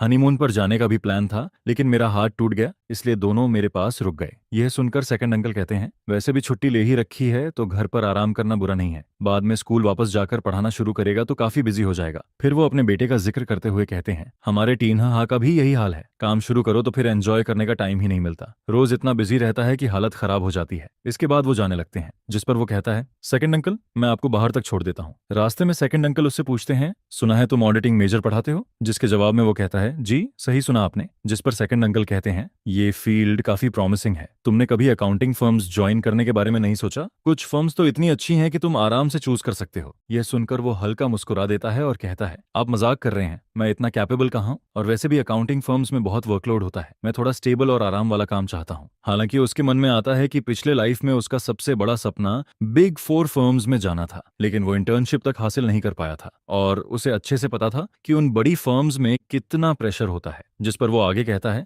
मेरे लिए एक नॉर्मल लेक्चरर बनकर रहना ही काफी अच्छा है। यह सुनकर सेकंड अंकल बस हल्का सा सिर हिलाते हैं और कुछ नहीं कहते। फिर वो कार में बैठकर वहां से निकल जाते हैं, लेकिन उनके जाने के बाद भी वो उनकी बातों के बारे में सोचता रहता है। तभी ओल्ड मैडम उसका हाथ पकड़कर कहती हैं, आगे से अपने सेकंड अंकल से थोड़ा सावधान रहना। जिस पर वो आगे बताती हैं, उसका दिमाग बहुत चालाक है, सामने कुछ और पीछे कुछ और करता है, बहुत केयरफुल रहना। फिर वो पुराने दिनों की बातें बताने लगती हैं, जब मैं और तुम्हारे फादर बिजनेस शुरू कर रहे थे तब ग्रैंडफादर ने हमें कुछ शुरुआती पैसे दिए थे, लेकिन फोकिन्हा वी को लगा कि ग्रैंडफादर उसे इग्नोर कर रहे हैं, इसलिए उसने भी पैसे मांगे और हमारे जैसा बिजनेस शुरू किया। लेकिन बाद में जब हमारा बिजनेस सक्सेसफुल हो गया तब वो जिद करने लगा कि ग्रैंडफादर ने सीक्रेटली हमें एक्स्ट्रा सपोर्ट दिया था, इसलिए वो कंपनी का आधा हिस्सा मांगने लगा। उस वक्त ग्रैंडफादर बहुत बीमार थे, तुम्हारे फादर नहीं चाहते थे कि फैमिली फाइट की वजह से वो चैन से आंखें भी बंद न कर पाएं, इसलिए उन्होंने कंपनी का आधा हिस्सा उसे दे दिया। लेकिन बाद में वो उस हिस्से को लेकर सीधे लिन सिटी चला गया और अलग कंपनी शुरू कर दी। हमेशा यही साबित करना चाहता था कि वो हमसे ज्यादा कैपेबल है, लेकिन इतने सालों बाद भी उसकी कंपनी में कोई खास प्रोग्रेस नहीं हुई। आज वो यहाँ सिर्फ इसलिए आया था ताकि मेरे थ्रू वॉन्थू पर प्रेशर डाल सके और कुछ प्रोजेक्ट्स अपने लिए ले सके। यह सुनकर उसे भी समझ आ जाता है कि यह आदमी बाहर से काम दिखता है लेकिन अंदर से काफी नैरो माइंडेड और कैलकुलेटिंग है। फिर ओल्ड मैडम आगे कहती हैं, पहले वो टीन्हा हा को भी फो ग्रुप हेडक्वार्टर्स में भेजना चाहता था, लेकिन टीन्हा हा खुद वहां काम नहीं करना चाहता था, इसलिए वांथू ने उसे टूरिज्म एरिया में काम दिलवा दिया। अभी उसकी बातों में भी हिडन कंप्लेन थी, वो इनडायरेक्टली ब्लेम कर रहा था कि वांथू ने उसके बेटे को हेडक्वार्टर्स में जगह नहीं दी। जब नयानैन ने ग्रेजुएशन के बाद फैक्ट्री से ट्रेनिंग शुरू की थी तब भी वो लगातार कंप्लेन करता रहता था। उसका हिसाब किताब वाला नेचर तो इतना एनोइंग है कि मैं अब उसके बारे में बोलना भी नहीं चाहती। इसके बाद वो टॉपिक खत्म करते हुए कहती हैं, बस इतना याद रखना कि तुम्हें अंदर से समझदार रहना है। फिर वो अचानक खुश होकर कहती हैं, मेरी एक फ्रेंड का बेटा ऑक्शन हाउस में काम करता है, कल मैं एक ऑक्शन में गई थी और वहां से कुछ चीजें खरीदी हैं, चलो बॉक्स खोलकर देखो। जिस पर वो बॉक्स खोलता है, अंदर काफी एक्सपेंसिव कलेक्टिबल्स रखे होते हैं। फिर ओल्ड मैडम कहती हैं, इन्हें संभाल कर रखना, मौका मिले तो यूज करना, नहीं तो कलेक्शन बनाकर रख देना, ये सब काफी वैल्यूएबल है। यह देखकर उसे साफ समझ आ जाता है कि ओल्ड मैडम सच में उससे बहुत प्यार करती हैं। फिर वो प्यार से कहती हैं, मुझे पता है तुम अच्छे और समझदार बच्चे हो, लेकिन पूरे दिन मेरे साथ मत बैठे रहा करो, तुम्हारा जो काम है वो करो। जिस पर वो मुस्कुराकर कहता है, ठीक है मॉम, मैं चलता हूँ, आप अच्छे से रेस्ट कीजिए, कल फिर मिलने आऊंगा। इसके बाद वो ड्राइविंग प्रैक्टिस के लिए बाहर निकलता है, क्योंकि वो सोच रहा था कि आगे जाकर खुद कार चलाकर काम पर जाएगा। लेकिन घर से थोड़ी ही दूर पहुंचा होता है कि अचानक पीछे से कोई उसकी कार में टक्कर मार देता है। जिस पर वो गुस्से में बाहर निकलकर कहता है, तुम गाड़ी चलाना जानते भी हो या नहीं? लेकिन दूसरी कार से एक लड़की बाहर निकलती है और फ्लर्ट करते हुए कहती है, हेलो हैंडसम, वीचैट दे दो ना, हम प्राइवेट चैट में बात कर लेंगे, कार रिपेयर का जितना पैसा लगेगा मैं दे दूंगी। लेकिन वो उसकी बातों पर बिल्कुल ध्यान नहीं देता। वो सीधे जाकर कार चेक करता है और देखता है कि पीछे बम्पर दब गया है। जिस पर वो ठंडे चेहरे से कहता है, कोई प्राइवेट चैट नहीं होगा, मैं पुलिस को कॉल कर रहा हूँ। उसे साफ पता था कि ऐसे प्राइवेट सेटलमेंट बाद में और बड़ी प्रॉब्लम्स खड़ी कर सकते हैं। इसके बाद ट्रैफिक पुलिस जल्दी ही वहां पहुंच जाती है और दोनों को गाड़ियां साइड में लगाने के लिए कहती है ताकि मामला सेफली हैंडल हो सके। लेकिन तभी सामने एक ब्लैक कार आकर रुकती है और अगले ही पल फोवानथू जल्दी से बाहर निकलती है। जिस पर वो घबराकर पूछती है, अनथान तुम ठीक हो ना? जिसके जवाब में वो कहता है, मैं ठीक हूँ, गलती सामने वाली की थी, ट्रैफिक पुलिस सब हैंडल कर चुकी है। फिर वो हैरानी से पूछता है, लेकिन तुम यहाँ कैसे पहुंच गई? जिस पर फोवानथू कहती है, तिन्हा हा ने मुझे बताया, मुझे चिंता हो रही थी इसलिए खुद देखने चली आई। ये सुनकर वो मन ही मन सोचने लगता है कि फो तिन्हा हा का मुंह सच में बहुत फास्ट है। उसने तो बस कैजुअली उसे मैसेज में एक्सीडेंट का जिक्र किया था, लेकिन उसने तुरंत सारी बात फोवानथू को बता दी। जिस पर वो कहता है, कोई बड़ी बात नहीं हुई है, तुम्हें इतनी जल्दी भाग कर आने की जरूरत नहीं थी, मैं खुद हैंडल कर सकता था। जिस पर फोवानथू सीधे कहती है, तुम मेरी कार लेकर वापस जाओ, बाकी का मामला बटर जो हैंडल कर लेंगे। इसके बाद ट्रैफिक पुलिस दोनों को रिपोर्ट पेपर देकर मामला खत्म कर देती है। फिर वो नोटिस करता है कि फोवानथू का एक्सप्रेशन थोड़ा सीरियस है। जिस पर वो पूछता है, क्या हुआ? जिसके जवाब में वो कहती है, आगे से अंकल लियू ही तुम्हें पिक ऑन ड्रॉप करेंगे। तुम्हें खुद ड्राइव करते देख मुझे बिल्कुल भी पीस नहीं मिलता। यह सुनकर वो अंदर ही अंदर थोड़ा इमोशनल हो जाता है, क्योंकि उसे साफ महसूस होता है कि फोवानथुर सच में उसकी बहुत केयर करती है। फिर वो मन ही मन सोचता है कि उसकी ड्राइविंग स्किल वैसे भी खास नहीं है। अपनी छोटी सी जान की सेफ्टी के लिए शायद अब खुद ड्राइव न करना ही बेहतर रहेगा। जिस पर वो मुस्कुराकर कहता है, ठीक है, मुझे समझ आ गया। इसके बाद फिर एक वीकेंड आता है। पिछली बार माँ के कॉल के बाद उसने और फोवानथु ने साथ में हाईथुंग जाकर फैमिली से मिलने का प्लान बनाया था। दोनों ने काफी सारे एक्सपेंसिव गिफ्ट्स भी तैयार किए थे। सबसे पहले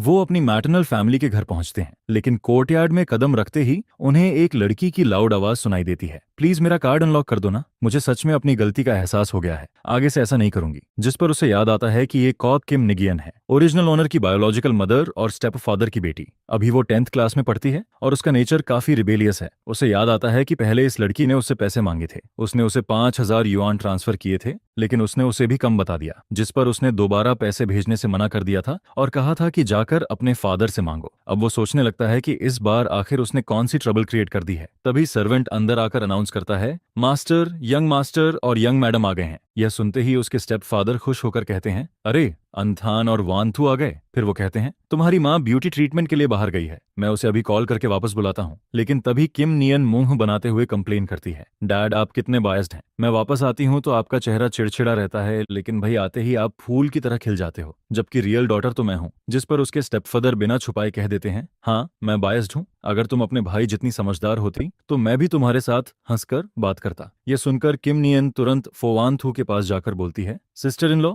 मेरी थोड़ी मदद कर दो ना। जिस पर फोवानथु पूछती है, कैसी मदद? फिर वो बड़ी मासूम शक्ल बनाकर कहती है, बस थोड़ा पॉकेट मनी रिचार्ज कर दो। ये सुनते ही फोवानथु कैजुअली फोन उठाती है। अगले ही पल नोटिफिकेशन आता है, account credited with 1 lakh yuan. यह देखकर उसके स्टेपफादर शॉक हो जाते हैं, ये क्या है, किसने तुम्हें 1 लाख ट्रांसफर किए? जिस पर किम नियन खुशी से चिल्लाती है, सिस्टर इन लॉ ने दिए हैं। और अगले ही पल वो भागते हुए कहती है, dad brother sister in law school में काम है, मैं पहले जा रही हूँ। उसके जाते ही उसके स्टेपफादर सिर पकड़ लेते हैं और कहते हैं, पता नहीं इस बार फिर कौन सी प्रॉब्लम खड़ी की होगी, सुना है ये स्कूल में ग्रेड डायरेक्टर तक से बहस कर रही थी, इसकी क्लासमेट की माँ ने तुम्हारी मॉम को ये सब बताया। ये लड़की रोज बस ट्रबल क्रिएट करना ही जानती है, लगता है मंडे को फिर मुझे जाकर उसके ग्रेड डायरेक्टर से अपॉलॉजी मांगनी पड़ेगी। इसी दौरान उसकी मदर भी वापस आ जाती है और उसे देखकर वो एक पल के लिए रुक जाता है, क्योंकि उसकी माँ इतनी खूबसूरत लग रही थी कि कोई ये बिलीव ही नहीं कर सकता था कि उनकी उम्र 50 से ऊपर है। फिर वो प्यार से कहती हैं, मुझे लगा था तुम लोग थोड़ा लेट पहुंचोगे। जिस पर वो जवाब देता है, फ्लाइट आधा घंटा पहले लैंड हो गई थी इसलिए जल्दी आ गए। इसके बाद उसकी माँ एक्साइटेड होकर कहती हैं, मैं तुम्हारे लिए कुछ चीजें लाई हूँ, चलो मेरे साथ देख कर आओ। वानथु तुम तब तक यहाँ उसके फादर के साथ बैठो। फिर वो उसे कमरे में ले जाकर फ्रेंच शॉपिंग बैग्स दिखाती हैं। ये सब मैंने पिछली फ्रांस ट्रिप में खरीदा था। जिस पर वो पोलाइटली थैंक यू कहता है। यह सुनकर उसकी माँ मुस्कुराने लगती हैं, तुम इतने बड़े हो गए हो लेकिन अभी भी बच्चे जैसे लगते हो। पहले तो तुम्हारे साथ कोई प्रॉब्लम होती थी तब भी तुम फैमिली को कुछ नहीं बताते थे, हमेशा स्टबर्न बने रहते थे। फिर वो अचानक सीरियस होकर पूछती हैं, कहीं वानथु ने तुम्हें हर्ट तो नहीं किया? जिस पर वो तुरंत कहता है, नहीं मॉम, वानथु मेरे साथ बहुत अच्छी है, मैं बहुत अच्छा लाइफ जी रहा हूँ, सर का हूँ। यह सुनकर उसकी माँ राहत की सांस लेती हैं, मैं बस ये जानना चाहती थी कि शादी के बाद तुम्हारी लाइफ कैसी चल रही है, अगर कभी कुछ हो तो मुझे जरूर बताना, सब कुछ अकेले सहते मत रहना। जिस पर वो हल्की स्माइल के साथ कहता है, आप टेंशन मत लीजिए, यहाँ सब लोग बहुत अच्छे हैं, मैं सच में बहुत खुश हूँ। यह सुनकर उसकी माँ थोड़ी इमोशनल हो जाती हैं, पता है शादी के बाद तुम बिल्कुल बदल गए हो, पहले तो तुम मेरे साथ बैठकर बातें भी नहीं करते थे, अगर मैं ज्यादा पूछती तो इरिटेट हो जाते। जिस पर वो कहता है, शायद शादी के बाद सोच बदल गई है और इतनी मुश्किल से घर आया हूं तो ऑब्वियसली आपके साथ अच्छे से बात करना चाहता हूं। यह सुनकर उसकी माँ की आंखों में खुशी साफ दिखने लगती है, मेरा बेटा सच में बड़ा हो गया है। फिर वो उसे कई क्लोथ्स और ज्वेलरी ट्राई करवाती हैं, साथ ही कहती हैं कि ये सब वंथु के लिए भी खरीदा है, वापस जाते समय सब साथ लेकर जाना। इसके बाद नीचे से उसकी माँ की आवाज आती है, डियर आज लंच मैं खुद बनाऊंगी, बताओ सबको क्या खाना है? जिस पर उसके स्टेपफादर हंसते हुए कहते हैं, मुझे क्या पसंद है ये तुम्हें नहीं पता क्या, बच्चों से पूछो। फिर वो दोनों से पूछती हैं कि उन्हें क्या खाना है। तभी उसके स्टेपफादर तुरंत कहते हैं, धीरे चलो, अपनी वेस्ट का ध्यान रखो। जिस पर वो हंसते हुए कहती हैं, कोई बात नहीं, तुम हो ना। यह देखकर किम नियन तुरंत कंप्लेन करती है, बस करो आप लोग, इतना डॉग फूड देखकर ही मेरा पेट भर गया। जिस पर उसके स्टेपफादर हंसते हुए कहते हैं, तुम और तुम्हारा फ्यूचर हस्बैंड भी ऐसा कर सकते हो। यह सुनकर वो एक पल के लिए फ्रीज हो जाता है और बगल में बैठी फोवानथु की तरफ देखने लगता है। सरप्राइजिंगली फोवानथु भी उसी वक्त उसकी तरफ देख रही होती है, जिस पर दोनों के बीच का एटमॉस्फेयर थोड़ा ऑकवर्ड लेकिन स्वीट हो जाता है। फिर वो जल्दी से कहता है, मॉम मुझे स्वीट एंड्स और रिब्स और स्टीम्ड फिश खाना है। इसके बाद दोनों पेरेंट्स बातें करते हुए किचन में चले जाते हैं। फिर वो धीरे से फोवांथू से पूछता है, अभी तुम डैड से क्या बात कर रही थी? जिस पर वो कैजुअली कहती है, बस बिजनेस की बातें। लेकिन वो थोड़ा कंफ्यूज्ड होकर पूछता है, हमारी शादी तो सिर्फ वेन और फो फैमिलीज के इंटरेस्ट से जुड़ी है, कॉ फैमिली का बिजनेस से कोई कनेक्शन नहीं है। फिर दोनों के बीच किस बात की डिस्कशन हो रही थी? यह सुनकर फोवांथू थोड़ा सीरियस हो जाती है। डैड ने मुझे सावधान रहने को कहा है। कुछ समय पहले उन्होंने सेकंड अंकल को हाईतान में सीक्रेटली एक सप्लायर से मिलते देखा था। वो सप्लायर हमारे फो ग्रुप की कोर प्रोडक्शन लाइन हैंडल करता है। फिर वो धीमी आवाज में कहती है, ये बात किसी को मत बताना, इससे फो ग्रुप के स्टॉक्स तक अफेक्ट हो सकते हैं। जिस पर वो तुरंत कहता है, तुम चिंता मत करो, मैं किसी को कुछ नहीं बताऊंगा। इसके बाद वो कहता है, वैसे पिछली बार ओल्ड हाउस में मॉम ने भी मुझे सेकंड अंकल से सावधान रहने को कहा था। यह सुनकर फोवांथू कहती है, तुम टेंशन मत लो, मैं इस मैटर की सीक्रेटली इन्वेस्टिगेशन करवाऊंगी। लेकिन तभी उसे अचानक नॉवेल वाला कार एक्सीडेंट याद आ जाता है। जिस पर वो पूछता है, क्या तुम्हारे सेकंड अंकल बिजनेस के लिए इलीगल काम भी कर सकते हैं? यह सुनकर फोवांथू एक पल के लिए चुप हो जाती है। फिर धीरे से कहती है, तो तुमने भी नोटिस कर लिया? इसके बाद वो बताती है, डैड ने उन्हें हाईतान में कोर सप्लायर से सीक्रेटली मिलते देखा था। वो लोग हमारी सबसे इंपॉर्टेंट प्रोडक्शन चेन कंट्रोल करते हैं। और सिर्फ इतना ही नहीं, मॉम ने मुझे पहले भी बताया था कि जब फैमिली शुरू में स्ट्रगल कर रही थी तब सेकंड अंकल इनहेरिटेंस के लिए प्रॉब्लम्स क्रिएट करते रहते थे। अब कुछ लोग सीक्रेटली हमारे करीब आने की कोशिश कर रहे हैं। साफ दिख रहा है कि उनका टारगेट फो ग्रुप है। पहले मैं वर्स्ट पॉसिबिलिटी के बारे में सोचने से बच रही थी, लेकिन अब उनके एक्शंस बहुत ऑब्वियस होते जा रहे हैं। फिर वो उसका हाथ पकड़कर कहती है, वेंथान, ये बहुत डेंजरस है, तुम इसमें डायरेक्टली इन्वॉल्व मत होना। मुझे डर है कि वो तुम्हें टारगेट बना सकते हैं। यह सुनकर वो बिना हिचकिचाए कहता है, लेकिन मैं तुम्हारा हस्बैंड हूँ, मॉम भी मुझे फैमिली मानती हैं, मैं कैसे तुम्हें ये सब अकेले हैंडल करने दूं? हम बस थोड़ा केयरफुल रहेंगे, ज्यादा से ज्यादा जहां भी जाएंगे अंकल लियू को साथ रखेंगे, तब कुछ नहीं होगा। यह सुनकर फोवांथू की आंखों में हल्की वार्मथ आ जाती है। इसके बाद वो लोग हाईतान में 2 दिन और रुकते हैं, जिस पर उसकी माँ उसे बार बार याद दिलाती हैं, वांथू पर बहुत काम का प्रेशर है, ध्यान रखना कि वो टाइम पर खाना खाए, उसे हर वक्त सिर्फ कॉफी पीकर मत रहने देना। जिस पर वो कॉन्फिडेंस के साथ कहता है, मॉम आप टेंशन मत लीजिए, मैं रोज उसे प्रॉपरली खाना खिलाऊंगा। फिर उसके स्टेपफादर भी सीरियस होकर कहते हैं, अगर फोक इन्हें वी की तरफ से कोई भी अनयूजुअल मूवमेंट दिखे तो तुरंत मुझे कॉल करना। राजधानी में अभी भी मेरे कुछ कनेक्शंस हैं जो मदद कर सकते हैं। जिस पर वो सिर हिलाकर कहता है, जी मुझे याद रहेगा। और तभी जाते जाते किम नियन फिर से उसके पास आकर मुस्कुराते हुए कहती है, सिस्टर इन लॉ, अगली बार वापस आओ तो फिर से मेरा बैलेंस रिचार्ज करना मत भूलना। मैं प्रॉमिस करती हूँ कि इस बार अच्छे से पढ़ाई करूंगी। जिस पर किम नियन तुरंत कहती है, अपनी बात याद रखना, अगर प्रॉमिस तोड़ा ना तो अगली बार पैसे नहीं मिलेंगे। जिसके जवाब में वो जल्दी से कहती है, पक्का प्रॉमिस, इस बार जरूर निभाऊंगी। इसके बाद फोवांथू नोटिस करती है कि वो थोड़ा चुप हो गया है। जिस पर वो पूछती है, क्या हुआ? जिसके जवाब में वो हल्की स्माइल के साथ कहता है, बस यही सोच रहा हूं कि घर की प्रॉब्लम्स की वजह से तुम्हारे पेरेंट्स को भी टेंशन लेनी पड़ रही है। ये सुनकर फोवांथू उसका हाथ पकड़ लेती है और कहती है, हम फैमिली हैं, इसमें तुम्हारा और मेरा क्या अलग, और वैसे भी मेरे पेरेंट्स तो मुझे छोड़कर तुम्हें ज्यादा प्यार करते हैं। जिस पर दोनों सामने देखते हैं, उसके पेरेंट्स खुशी खुशी बातें कर रहे होते हैं। यह देखकर फोवांथू हल्का हंस पड़ती है और कहती है, तुम्हारी स्वीट टॉकिंग स्किल काफी डेंजरस है। इसके बाद दोनों वापस हाईतान लौट आते हैं। जैसे ही वो ओल्ड मैंशन में एंटर करते हैं, उसकी माँ तुरंत खुशी से उसके पास आ जाती हैं। अंथन, आखिर तुम वापस आ गए, जल्दी आओ, मुझे देखने दो तुम पतले तो नहीं हो गए। फिर वो उसके चेहरे को ध्यान से देखते हुए कहती हैं, हाईथन में तुम ठीक से खाना नहीं खाते क्या? तुम्हारा कॉम्प्लेक्शन भी पहले से खराब लग रहा है। जिस पर वो हेल्पलेस होकर हंस देता है, मॉम मैं बिल्कुल भी पतला नहीं हुआ, रोज इतना खाता हूँ कि पेट भर जाता है, बल्कि वांथू ज्यादा बिजी रहती है, आपको उसकी ज्यादा चिंता करनी चाहिए। यह सुनकर उसकी माँ तुरंत फोवांथू की तरफ देखने लगती हैं, तुम भी खुद को इतना मत थकाया करो। फिर वो प्यार से कहती हैं, आज रात किचन में तुम दोनों की फेवरेट डिशेस बनवाऊंगी, अच्छे से न्यूट्रिशन लेना जरूरी है। जिस पर दोनों साथ में जवाब देते हैं, जी मॉम। लेकिन अगले ही पल उसकी माँ का चेहरा अचानक सीरियस हो जाता है। वो फुकी ने भी तुम दोनों को परेशान तो नहीं कर रहा? जिस पर वो कहता है, फिलहाल तो नहीं, लेकिन हमने उसके अकाउंट्स और मूवमेंट्स की इन्वेस्टिगेशन शुरू कर दी है। यह सुनते ही उसकी माँ गुस्से से कहती हैं, इस बार उसे पूरी तरह एक्सपोज करना पड़ेगा। पहले इनहेरिटेंस के टाइम पर मैंने बहुत सहा था, अब वो मेरे सन इन लॉ को हर्ट करने की कोशिश कर रहा है और मेरी बेटी और फो ग्रुप पर भी नजर डाल रहा है। क्या वो फैमिली के लोग सिर्फ डेकोरेशन बनकर रह गए हैं? जिस पर वो जल्दी से उन्हें काम करने की कोशिश करता है। मॉम आप ज्यादा गुस्सा मत कीजिए, आपकी हेल्थ खराब हो जाएगी। लेकिन वो गहरी सांस लेते हुए कहती हैं, मैं गुस्सा नहीं हूँ, बस ये बात अंदर से बर्दाश्त नहीं हो रही। फिर वो दोनों की तरफ देखते हुए कहती हैं, तुम दोनों आराम से इन्वेस्टिगेशन करो, मैं यहाँ मेन हाउस में रहकर उस आदमी पर नजर रखूंगी, उसे कोई चाल चलने नहीं दूंगी। इसके बाद सिर्फ 3 दिन के अंदर ही फोवांथू की असिस्टेंट सारे एविडेंस कलेक्ट करके वापस राजधानी लौट आती है। जिस पर वो रिपोर्ट देते हुए कहती है, प्रेसिडेंट सारी इन्वेस्टिगेशन क्लियर हो चुकी है। वाइस प्रेसिडेंट फो ने लिन सिटी ब्रांच के फंड्स में गड़बड़ की है। उसने 300 मिलियन युआन अपनी पर्सनल डेट्स चुकाने में इस्तेमाल किए हैं। सिर्फ इतना ही नहीं, उसने बाहर के कॉम्पिटिटर्स के साथ मिलकर वेस्ट सिटी वाले कोर प्रोजेक्ट को हथियाने की भी प्लानिंग की है। और सबसे डेंजरस बात यह है कि उसने सीक्रेटली आपकी कार के ब्रेक सिस्टम के साथ छेड़छाड़ करवाई थी। वो एक्सीडेंट क्रिएट करना चाहता था। यह सुनकर उसे तुरंत प्रीवियस असिस्टेंट का कार एक्सीडेंट याद आ जाता है। अब उसे समझ आता है कि वो सब भी उसी आदमी की प्लानिंग थी। जिस पर फोवानथुर कोल्ड एक्सप्रेशन के साथ कहती है, कल सुबह 10 बजे इमरजेंसी बोर्ड मीटिंग अरेंज करो। अगले दिन बोर्ड मीटिंग शुरू होती है एंड फोवानथुर सबके सामने अनाउंस करती है, फोकिन्ह वी ने अपनी पोजीशन का मिसयूज करके कंपनी फंड्स एम्बेजल किए हैं, साथ ही कंपनी प्रेसिडेंट की हत्या की कोशिश भी की है। सारे एविडेंस कंफर्म हो चुके हैं। आज से उसे उसके सारे पोजीशन से रिमूव किया जाता है और लॉ के हिसाब से क्रिमिनल इन्वेस्टिगेशन शुरू होगी। यह सुनकर फोकिन्ह वी तुरंत गुस्से में चिल्लाने लगता है, ये सब झूठ है, तुम लोग मुझे फंसा रहे हो। जिस पर फोवानथु बिना एक्सप्रेशन बदले कहती है, तुम्हें फंसाया गया है या नहीं,